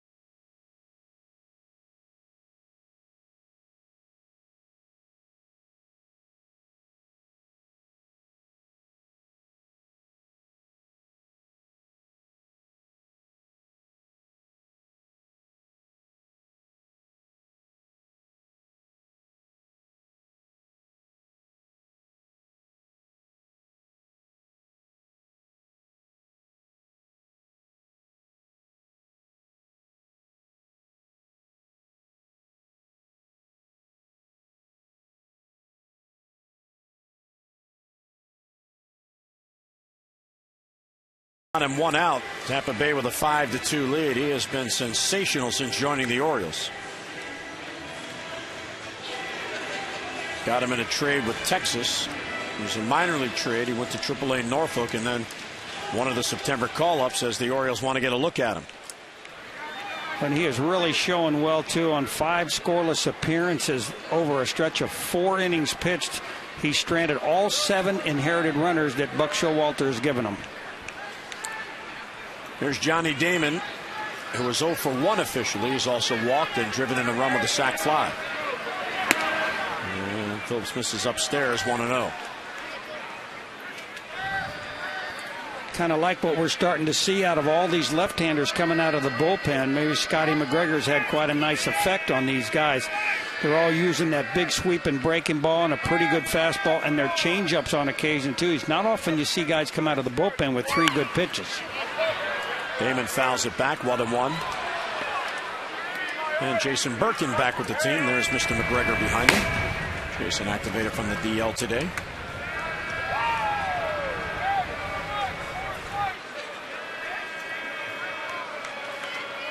Well, there's no doubt about it. This is an audition, although Buck Showalter said before the game you got to be careful with what you see in September. Fly ball to center field, playable for Angle. Zobrist will play it halfway, and 2 down. Because with the expanded rosters, Buck is able to manipulate his bullpen, if you will, and put these guys in exactly the situations where they have the best chance to succeed, because he knows he'll have another arm behind him. He's got a 12-man bullpen. Regular season, before the rosters expand, you'll have 7, maybe 8, as the Orioles did at times this year. And just see, there's hardly any room on the bench out there. But having said that, it's nice to see a guy come up from the minor leagues and show he can pitch. Options. It's giving the manager options to choose. He hasn't had that all season long. Rodriguez has an RBI single in 3 trips. That came in the 3rd. Rodriguez has proven to be a valuable player for Tampa Bay. They got him from the Angels. There's Joe Madden, as Rick mentioned, a longtime coach with Mike Scioscia out there, so he certainly knew of Rodriguez and his ability. And when they got him, it really was as their utility guy, but because Reed Brignac has had such a tough year offensively, he has seen a lot of playing time. Here's the 2-0, and there's a strike at the knees.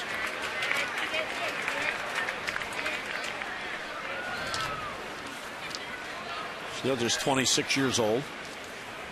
Now in his 2nd season with the Rays.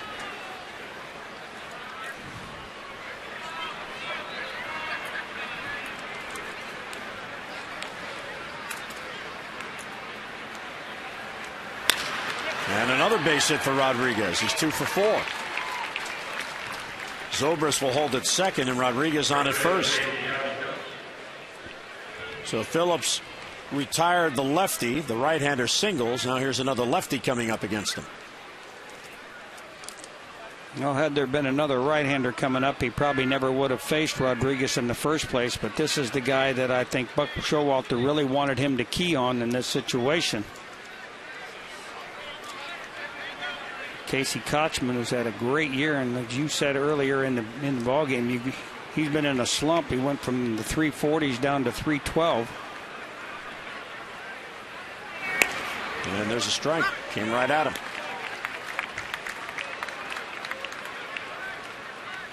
Right now, the Orioles have 4 lefties in the bullpen: Phillips, Patton, Rapata, and Reyes. And 8 right-handers. 0-1 is slapped foul, and it's 0-2 on Kochman.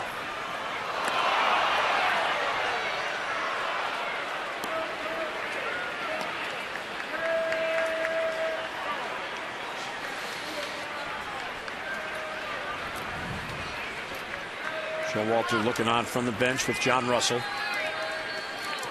Bigger runs out there now, as once again the Rays have a 3-run lead.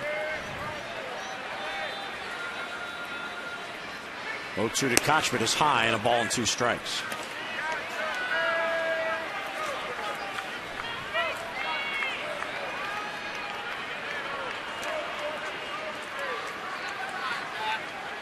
Casey Kochman is with his 5th big league team. And back home, he's from St. Pete. Slow roller towards third. Tough play for Davis, and it goes by him. Hardy's there. And the Rays will have the bases loaded. It bounced up as Davis went to glove, and it bounced right by him. And that'll be an error on Chris Davis, and the bases loaded with 2 down. Chris charging on this ball, just kind of catches it on that in-between hop. It comes up on him real quick. Good job by J.J. Hardy backing him up there. Otherwise, it could have gone for an RBI error. So he wasn't expecting the hop he got. Inning continues. There's Jose Lobaton, the catcher. Switch hitter now will bat right. Zobrist, Rodriguez, Kochman third to first with Lobaton facing Phillips.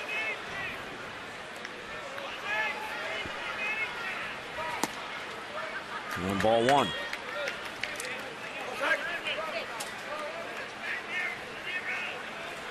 That's a tough break for Phillips because he made a real good pitch on Kochman, got a weak ground ball, but that inopportune hop, and Davis commits the error. Ball 2 inside. You know, it's times like that, you know, you realize you should have been out of the inning, but not everybody's going to be perfect every night.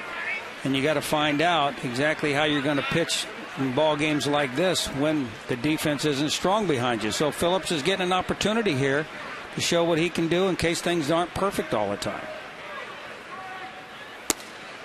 Ball 3.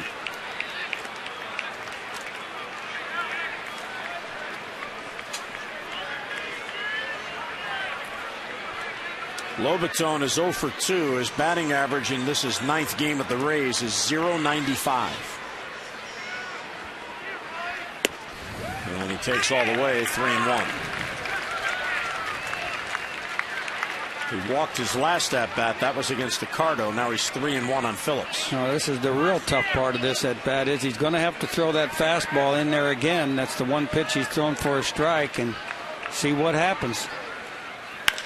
Bounce towards the hole. J.J. Hardy throw to second in time for the sliding Casey Kochman. Nicely done by Hardy. 7th inning stretch brought to you by Jack Daniel's Tennessee Honey. Fly straight, drink responsibly.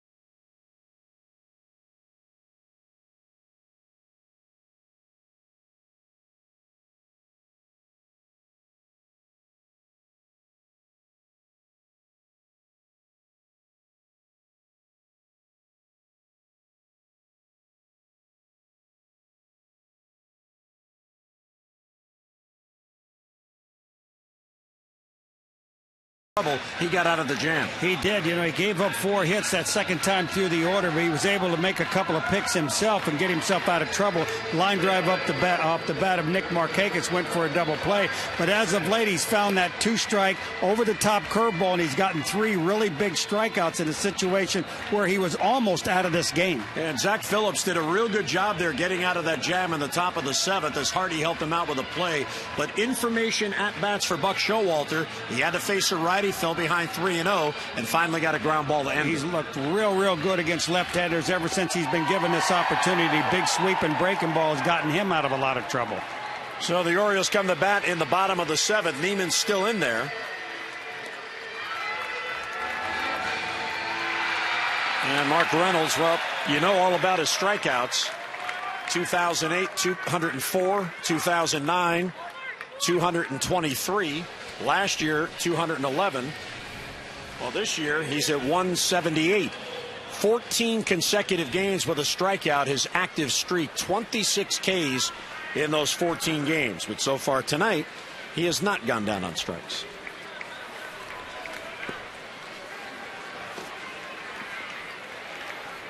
So it'll be Reynolds, then Hudson, then Andino. And there's a breaking ball for a strike. If you could ever find a way to get Mark Reynolds to make solid contact, cut his swing down with 2 strikes a little bit more, this guy might hit 60 home runs. He's got an outstanding swing when he's really waiting on the ball well.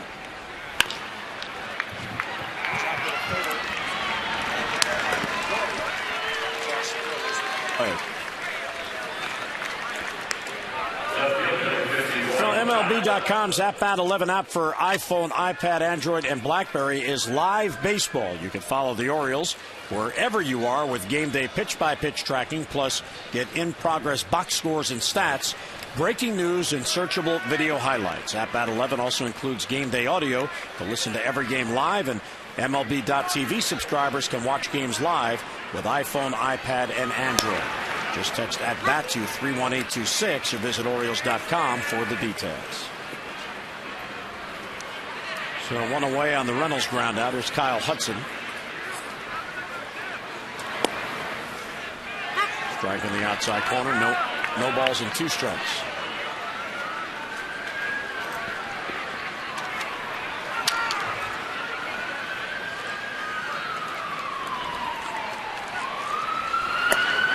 Strike 3 called again. One of those high strikes. Hudson says something to Phil Cuzzi. He's having a real interesting night behind the plate. You kind of don't blame him right here because that ball is up at the letters. You see the catcher pull it down, not in the strike zone at all, but he's been given that pitch all night long to Neiman.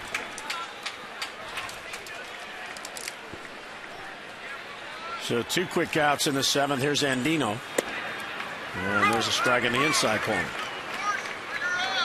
Pretty tough to swing at that last pitch out of the strike zone when he's got that curveball that he usually throws with 2 strikes, so he's getting both of them on the night.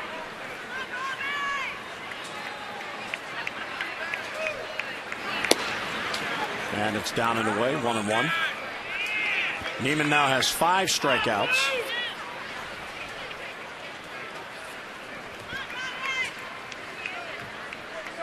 Three of them have been called strike 3s. Andino is swinging a miss. He's really starting to use his breaking ball a lot more. It's the one pitch that's really been in the strike zone and very tough to hit. That was the slider right there, but the curveball has frozen a couple hitters, Chris Davis and Matt Engel.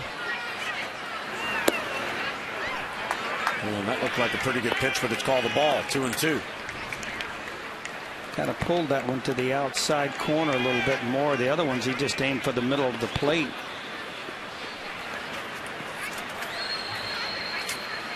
Joe Madden has to be pleased with his starter tonight. He's still only at 93 pitches here in the 7th inning. 2-2 is a bouncer right back to Neiman. You can't get it by 6-9. He gets it to first, and the Orioles go 3 up, 3 down. We played 7 at Camden Yards. Rays still lead at 5-2.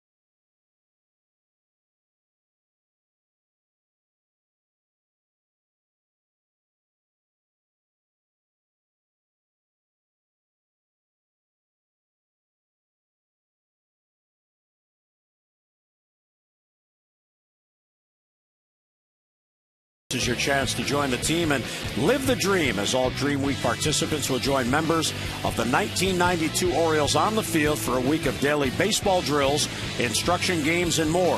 Now find out what it's like to be a major leaguer with your own personalized uniform, locker, clubhouse services, even the chance to take the field at Oriole Park at Camden Yards later next summer. For all the details, visit Orioles.com/Dreamweek or call 888-848-BIRD. Sounds like that'll be a lot of fun. Well, Jason Birkin back on the mound. He's had 2 stints back at Norfolk this season, but is just, as of now, being activated off the disabled list. He hurt his arm and rehabbed a little bit at AAA ball, and now he's back in the big leagues. Well, Jason activated today prior to the game. Orioles are happy to have him back and healthy. Matt Joyce is going to pinch hit for Brandon Geyer. Now that the left-handed starter's out of there, Joe Madden goes to his bench. And as we go to the 8th, Tampa Bay will look for some insurance. Birkin gets ahead.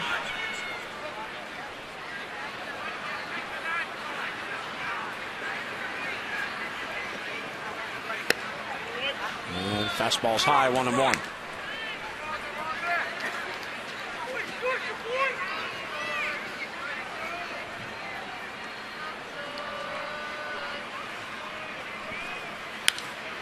They found the screen.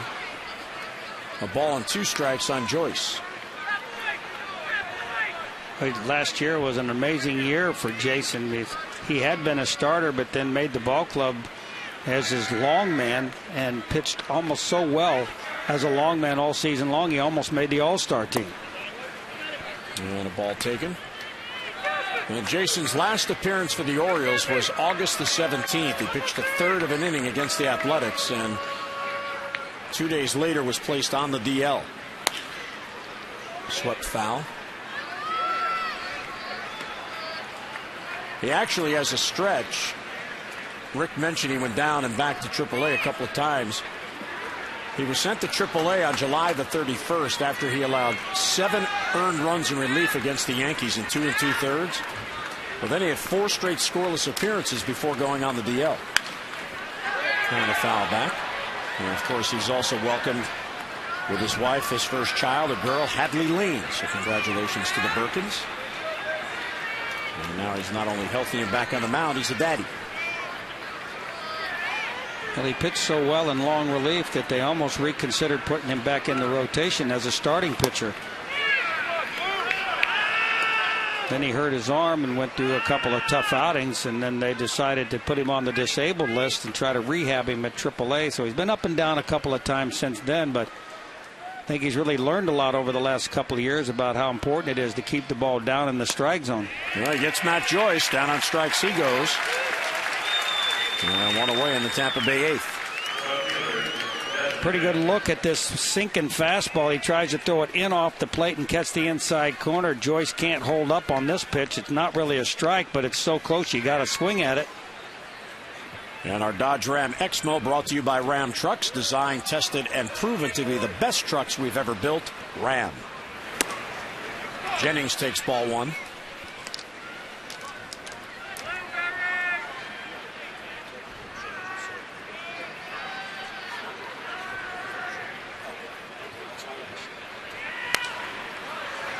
And a foul back.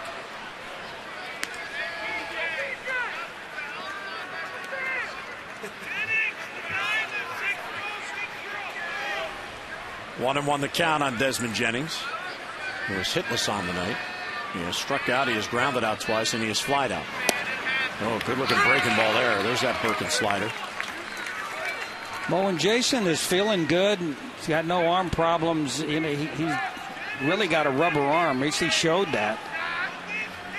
You can go 3, 4, 5 innings of giving you pretty good baseball. He struggled a little bit when he first got called up as a starter. Maybe a little nervous, whatever, but I think he went home that winter after the president and decided that, you know, he needed to lose a little weight, and he did that. Got himself in much better condition, got his arm stronger, and what an unbelievable season he had last year. And a bouncer towards the hole, and it gets on through for a base hit. So Jennings, who was down in the count, gets a one-out single here in the 8th inning. Well, it's time for you to text in your vote for the AT&T Player of the Game. Here are the candidates. Jeff Neiman, who has pitched 7 solid innings and has allowed only a couple of runs. Or how about Matt Wieters, a solo home runner? Ben Zobrist, who has a 3 RBI night on 3 hits for Tampa Bay. Text in your vote now and have your voice heard, A, B, or C, to 51862. What a beautiful full moon. Good night to sit outside and enjoy baseball.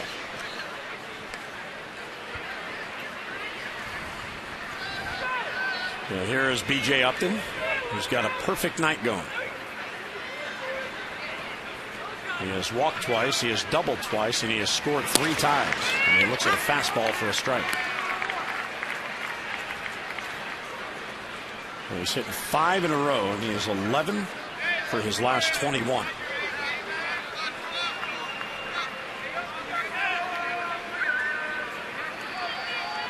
And in July, there were a lot of rumors he might be traded. Fastball misses because he almost brought the hand up and then didn't.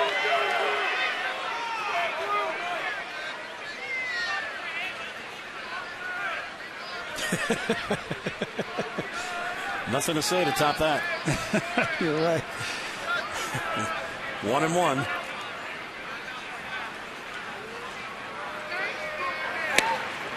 And a big healthy swing and a miss. Well, I think BJ enjoys hitting against Jason Birkin. 6 for 11, a couple of home runs and 3 RBIs, but Jason has struck him out once. Well, he still has to be careful. Got that going for him. He has to be careful with Jennings there at first base. He's got 15 steals on the season, and you know that Joe Madden loves to get his team running against the Orioles. And he got him. He blows a fastball by him.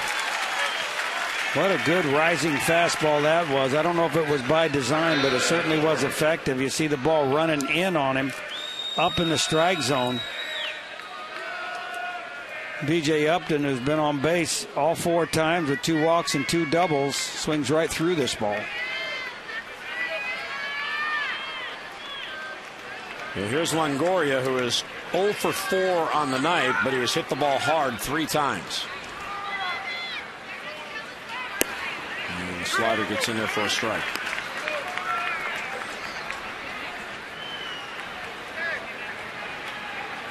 You just can't afford to make any mistakes with him coming up. If he gets solid contact anywhere and puts them up another 2 runs, it would pretty much sign the Orioles' fate at this point. Hard hit ball, diving stop by Davis. He gets up and he got him. Chris Davis takes a base hit away from Longoria to end the inning. Well, he's tall, he's lean, he's athletic. He went down to get it. Bottom of the 8th coming up, 5-2 Rays.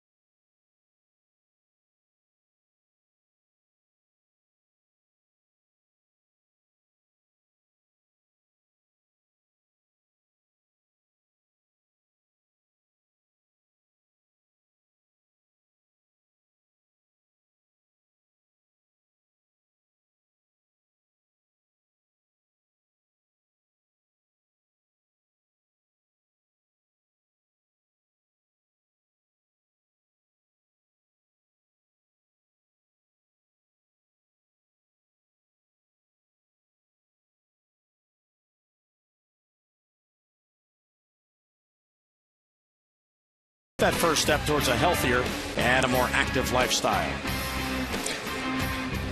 Matt Joyce, who pinch hit for Brandon Geyer, stays in the game. He's in right field. And Jeff Neiman stays on as we go to the 8th. Neiman has been real good tonight. 94 pitches to get through 7 innings. Top of the lineup, here's Matt Angle. He's struck out twice. And there's a strike.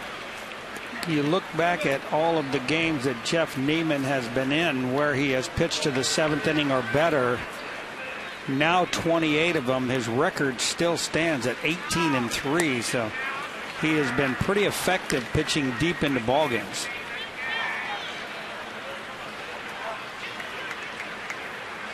Well, the other day in Toronto, Buck was talking about the recent surge of the Orioles bullpen, and it has been pitching well, except for the blown save by Kevin Gregg the other day. And he said the way you get a good bullpen going is your starters pitch most of the innings. And if your starters, there's Kevin in the bullpen, if your starters can give you 7 innings more times than not, your bullpen's going to be real good because they won't be worn down and they'll be brought into situations where they're slotted.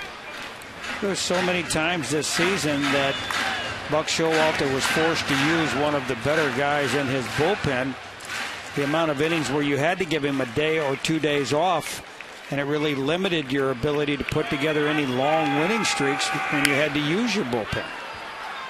So it's real tough for him to do that. And now that he's got some left-handers out in the bullpen that he can go to in certain situations, it's much easier for him to rest some of the right-handers like Jim Johnson, who's been real effective all season long. 2-2 is hit to center field. Upton is there, and he's got it for the out. So Matt Angle is retired and 1 away. Well, our congratulations to the Frederick Keys. They have done it in Game 5, a must-win. The Keys scored 3 runs in the bottom of the first, and they made it stand. Potomac got a run in the top of the 9th, but could not tie it.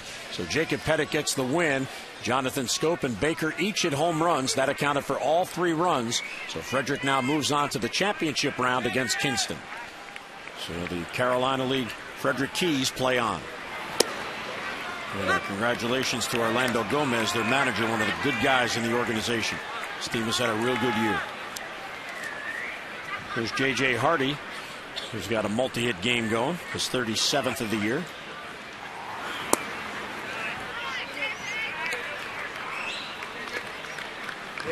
J.P. Howell, the left-hander, and Joel Peralta, the right-hander, getting ready for Tampa Bay. Kyle Farnsworth, their closer, has a little bit of a tender elbow and not likely available tonight. Pitch on the inside corner, and it's 1-2. And Chris Jakubowskis now getting loose for the Birds.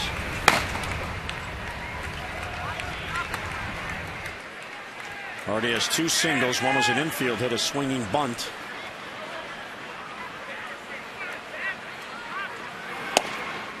And 2-2 is the pitch inside.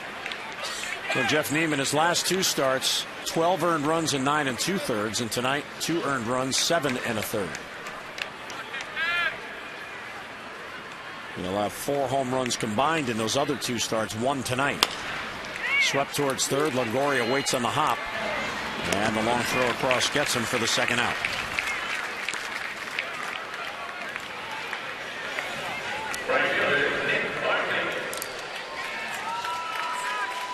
So Neiman 2 outs in the 8th. Facing Nick Markakis. Nick is hitless on the night. He was robbed of a possible base hit by Neiman, who stuck out his glove and caught his line drive heading back up the middle, and that turned into a double play.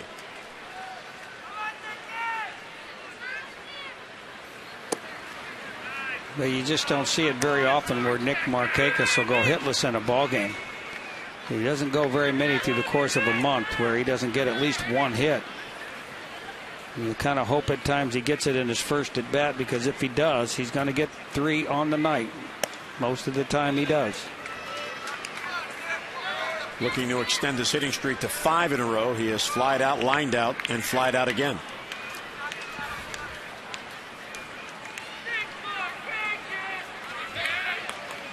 2 outs, nobody on. 5-2 Tampa Bay. Ball 3 taken high.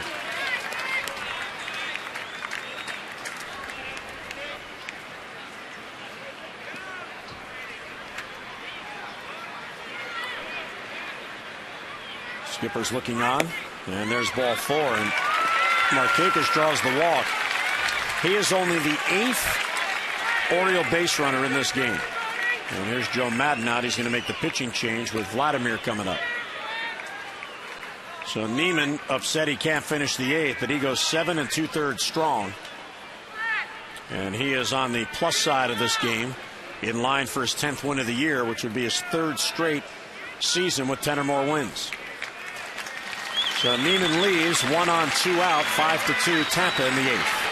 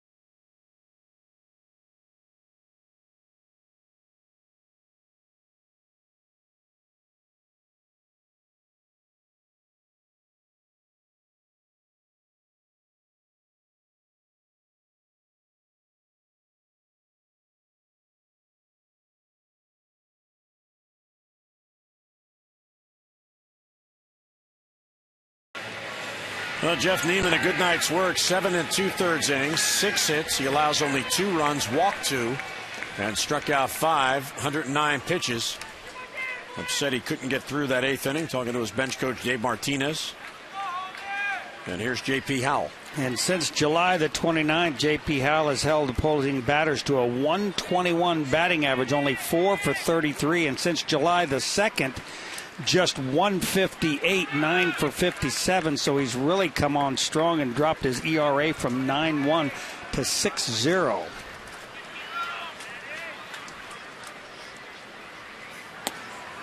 And Guerrero takes inside, 1-0.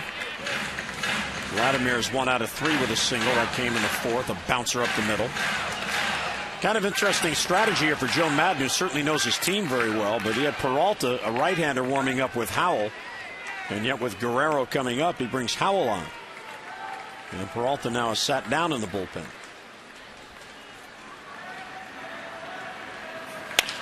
And a bouncer towards Kochman. And he'll flip to Howell, who gets there ahead of Guerrero. And that ends the inning. So a 2-out walk and 1 left. We're through 8. Tampa Bay with a 5-2 lead.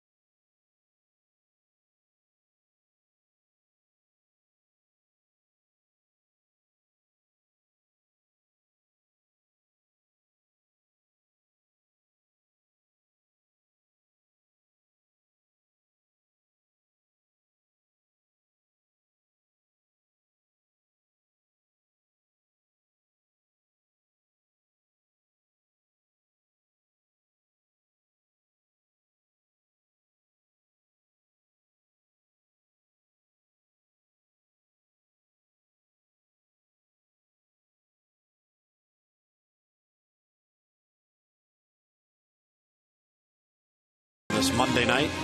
Chris Jakubowskis to work in the ninth. Jakubowskis has been pitching to a .89 ERA in 20 innings. Previous to that, though, 4 earned runs in his last 4 games, so he's a little bit off track right now, but working his way back on.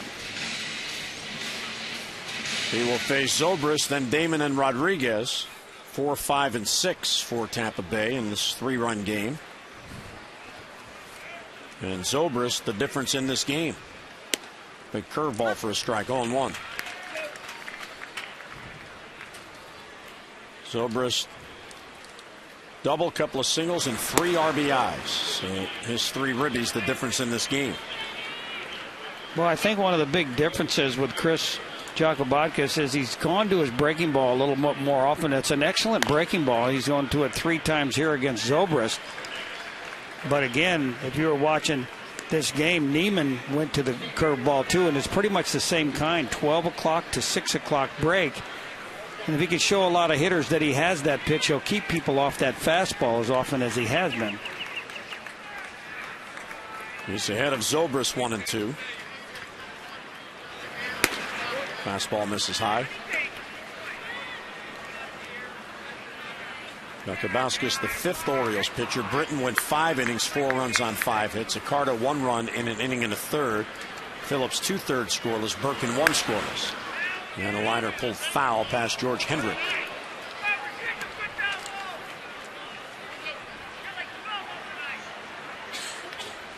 It was a nice effort, but he didn't get it. 2-2 is a little low, ball 3.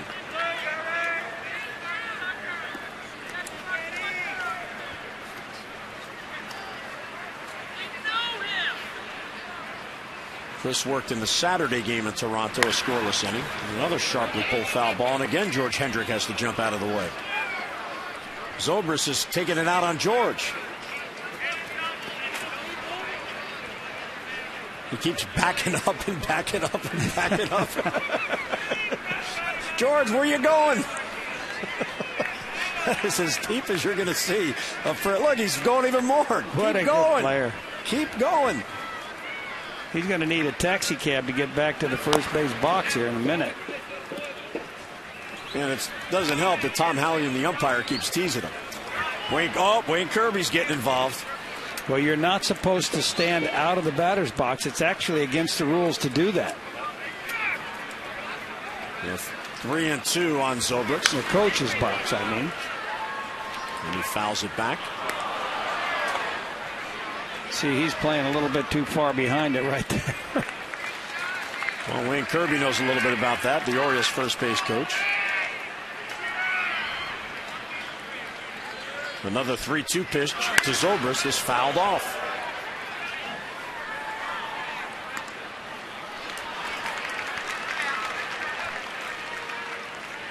So you come on, you want to get a quick inning, and the first batter's about to see the 11th pitch. And a bouncer towards second. Andino charges to play the hop. And 1 down, and Zobrist is retired, so Hendrick can move back in. This copyrighted telecast presented by authority of the Orioles. It may not be reproduced or retransmitted in any form, and the accounts and descriptions of this game may not be disseminated without the express written consent of the Orioles.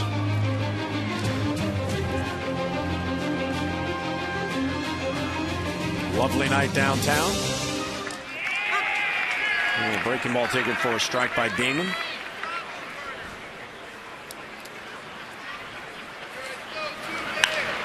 How about a play, and it's 0-2. The big inning for Tampa Bay in this game was in the third when they scored 3 runs, and the reason being is all 3 runs were driven in after 2 men were out. Zach Britton came that close to getting out of that jam. But Zobrist doubled the left to drive in 2. Then he walked Damon, and Sean Rodriguez singled to drive in another run. So the 3 2-out runs in the third, the difference in the game.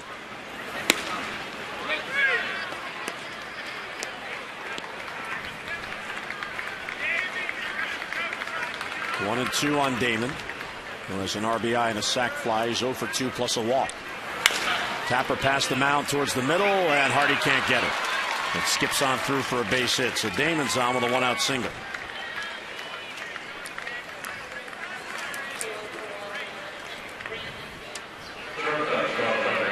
And Jakubowskis now will go to work on Rodriguez with a man on. Peralta's up again, and Brandon Gomes has also begun to throw. Well, this could be that if it's a save situation, you'll see Peralta, and if they get a run, you'll see Gomes. And you can't just go to sleep with Johnny Damon over there either, because even though he's lost about a half a step, he's stolen 14 bases on the season out of 18 tries. Rodriguez offers at it and misses, and it's a strike. Yeah, Johnny Damon, just a smart baseball player. 37 years old, 16th season.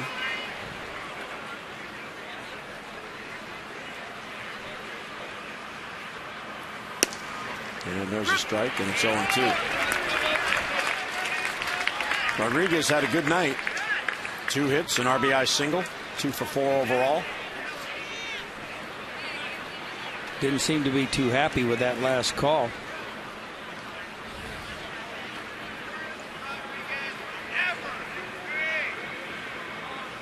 And the 0-2 is skied to right. Markakis. And 2 down in the Tampa Bay 9th inning.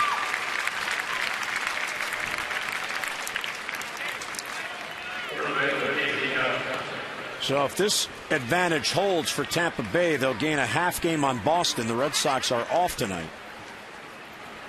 And they will be 3 back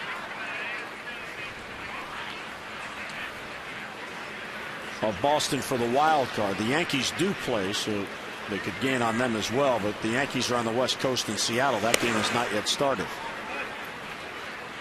So Joe Maddon's team, they know what they have to do. Just keep on winning. And they certainly have the head-to-head games left. 4 against the Red Sox at Fenway Park and 4 against the Yankees in New York.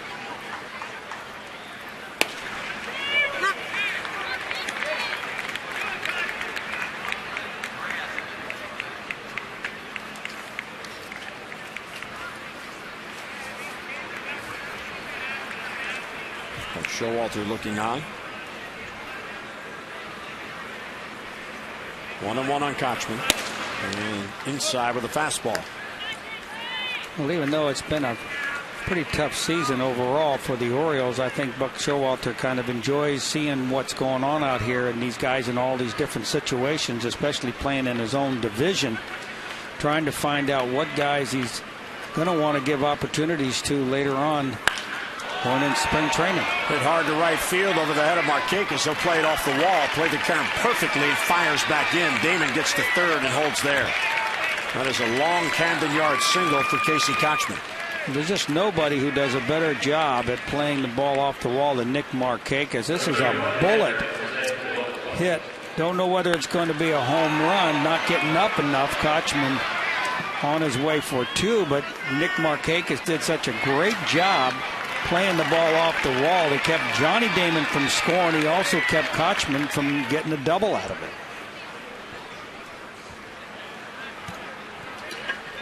So Kochman on with his first hit. Jakubowskis with 2 down has 2 on. Runners on the corners for Jose Lobaton, the catcher. Lobaton has grounded out twice. He has lined out and he has walked.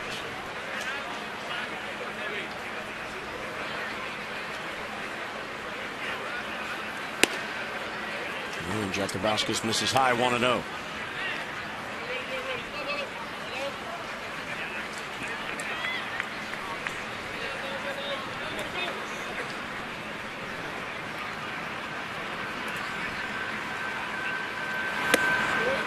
And the breaking ball misses, so 2-0 the count on Lobaton.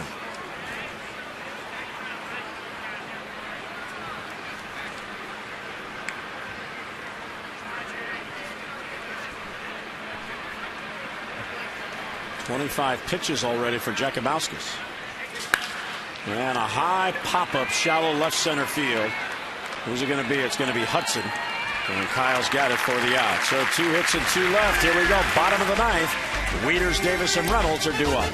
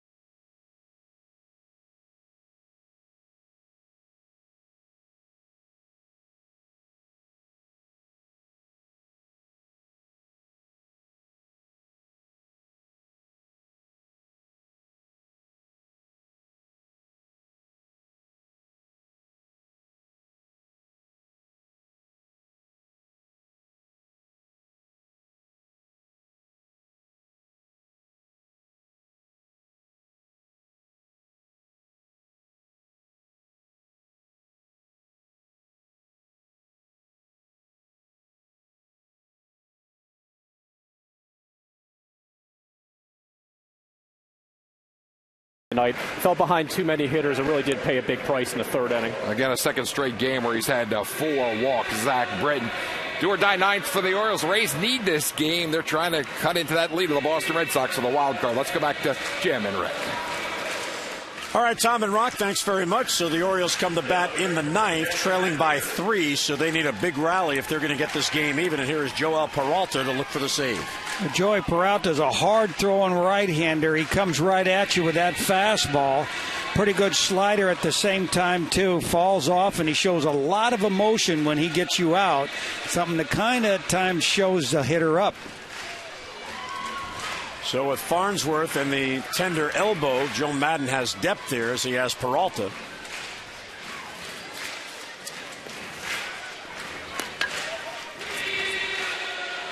Yeah, before Matt Wieters' bat, we'll get an update on the voting for the AT&T Player of the Game. And Matt Wieters getting that hometown love, 76% of the vote. Still time for you to vote. Text in now, have your voice heard, A, B, or C, to 51862. And Tom and Rock will have the results coming up on O's Extra Postgame.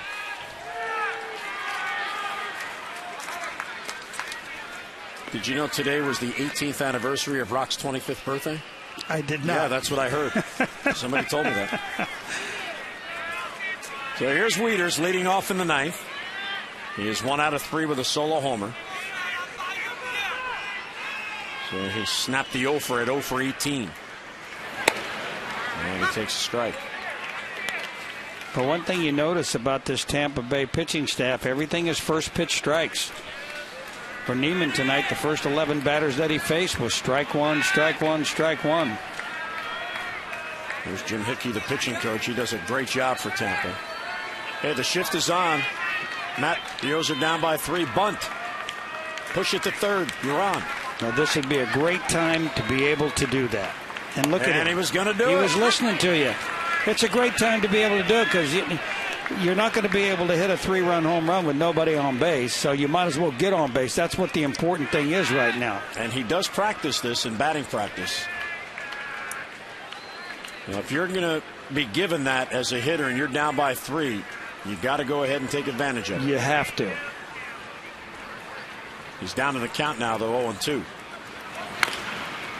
Sweet foul. Well, it's one of those kind of things that he knows that this team and a lot of other teams are going to put shifts on him like this. And late in ball games when you're down, you just got to be able to slap the ball down the third base line and get on base. There's a single, a double, a triple. It doesn't really matter. You have to get on base. You see they stay in the shift. 0-2 would take the bunt possibility away. Peralta has already earned 2 saves this year. And he gets Matt Wieters for the out and 1 down. As Farnsworth has 23 saves. Peralta's just going to come back right at him and throw the fastball, challenge him right here. He does that right on the outside corner with a little bit of movement on it, and Wieters swings right through it. So that all-important first out, and here's Chris Davis. He was 0 for 3 on the night.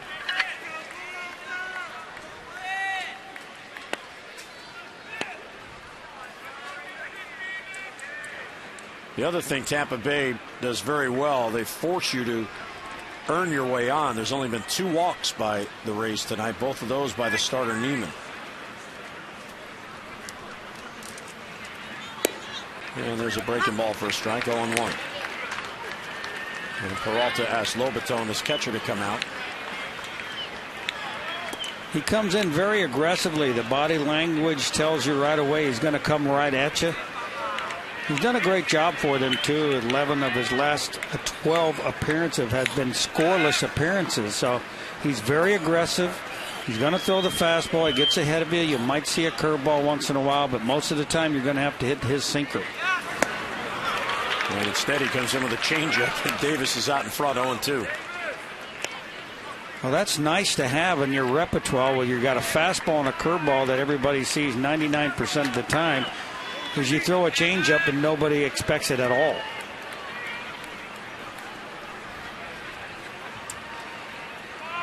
Oh, 2 on Davis. So he's 0-2 on each of the first 2 hitters in the inning. And he got him.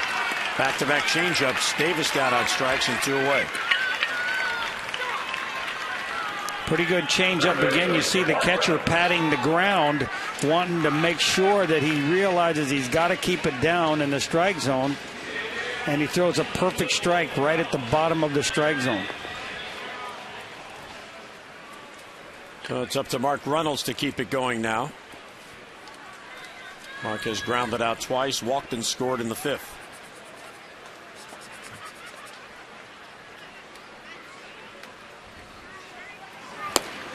And ball 1 down and away.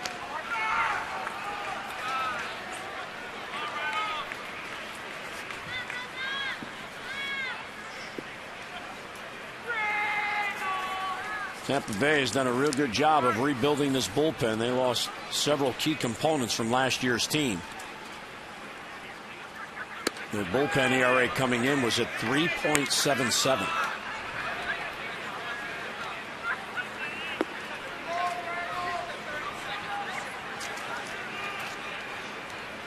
Peralta last year worked for the Nationals and actually split the season between AAA and Washington.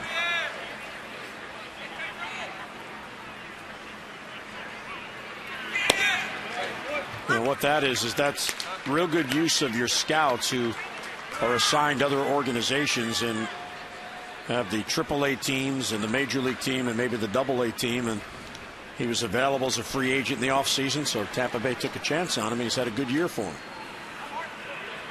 You know, it's not that he's so overpowering either. He's not even a 92, 93 guy. He's right there, 91, 90.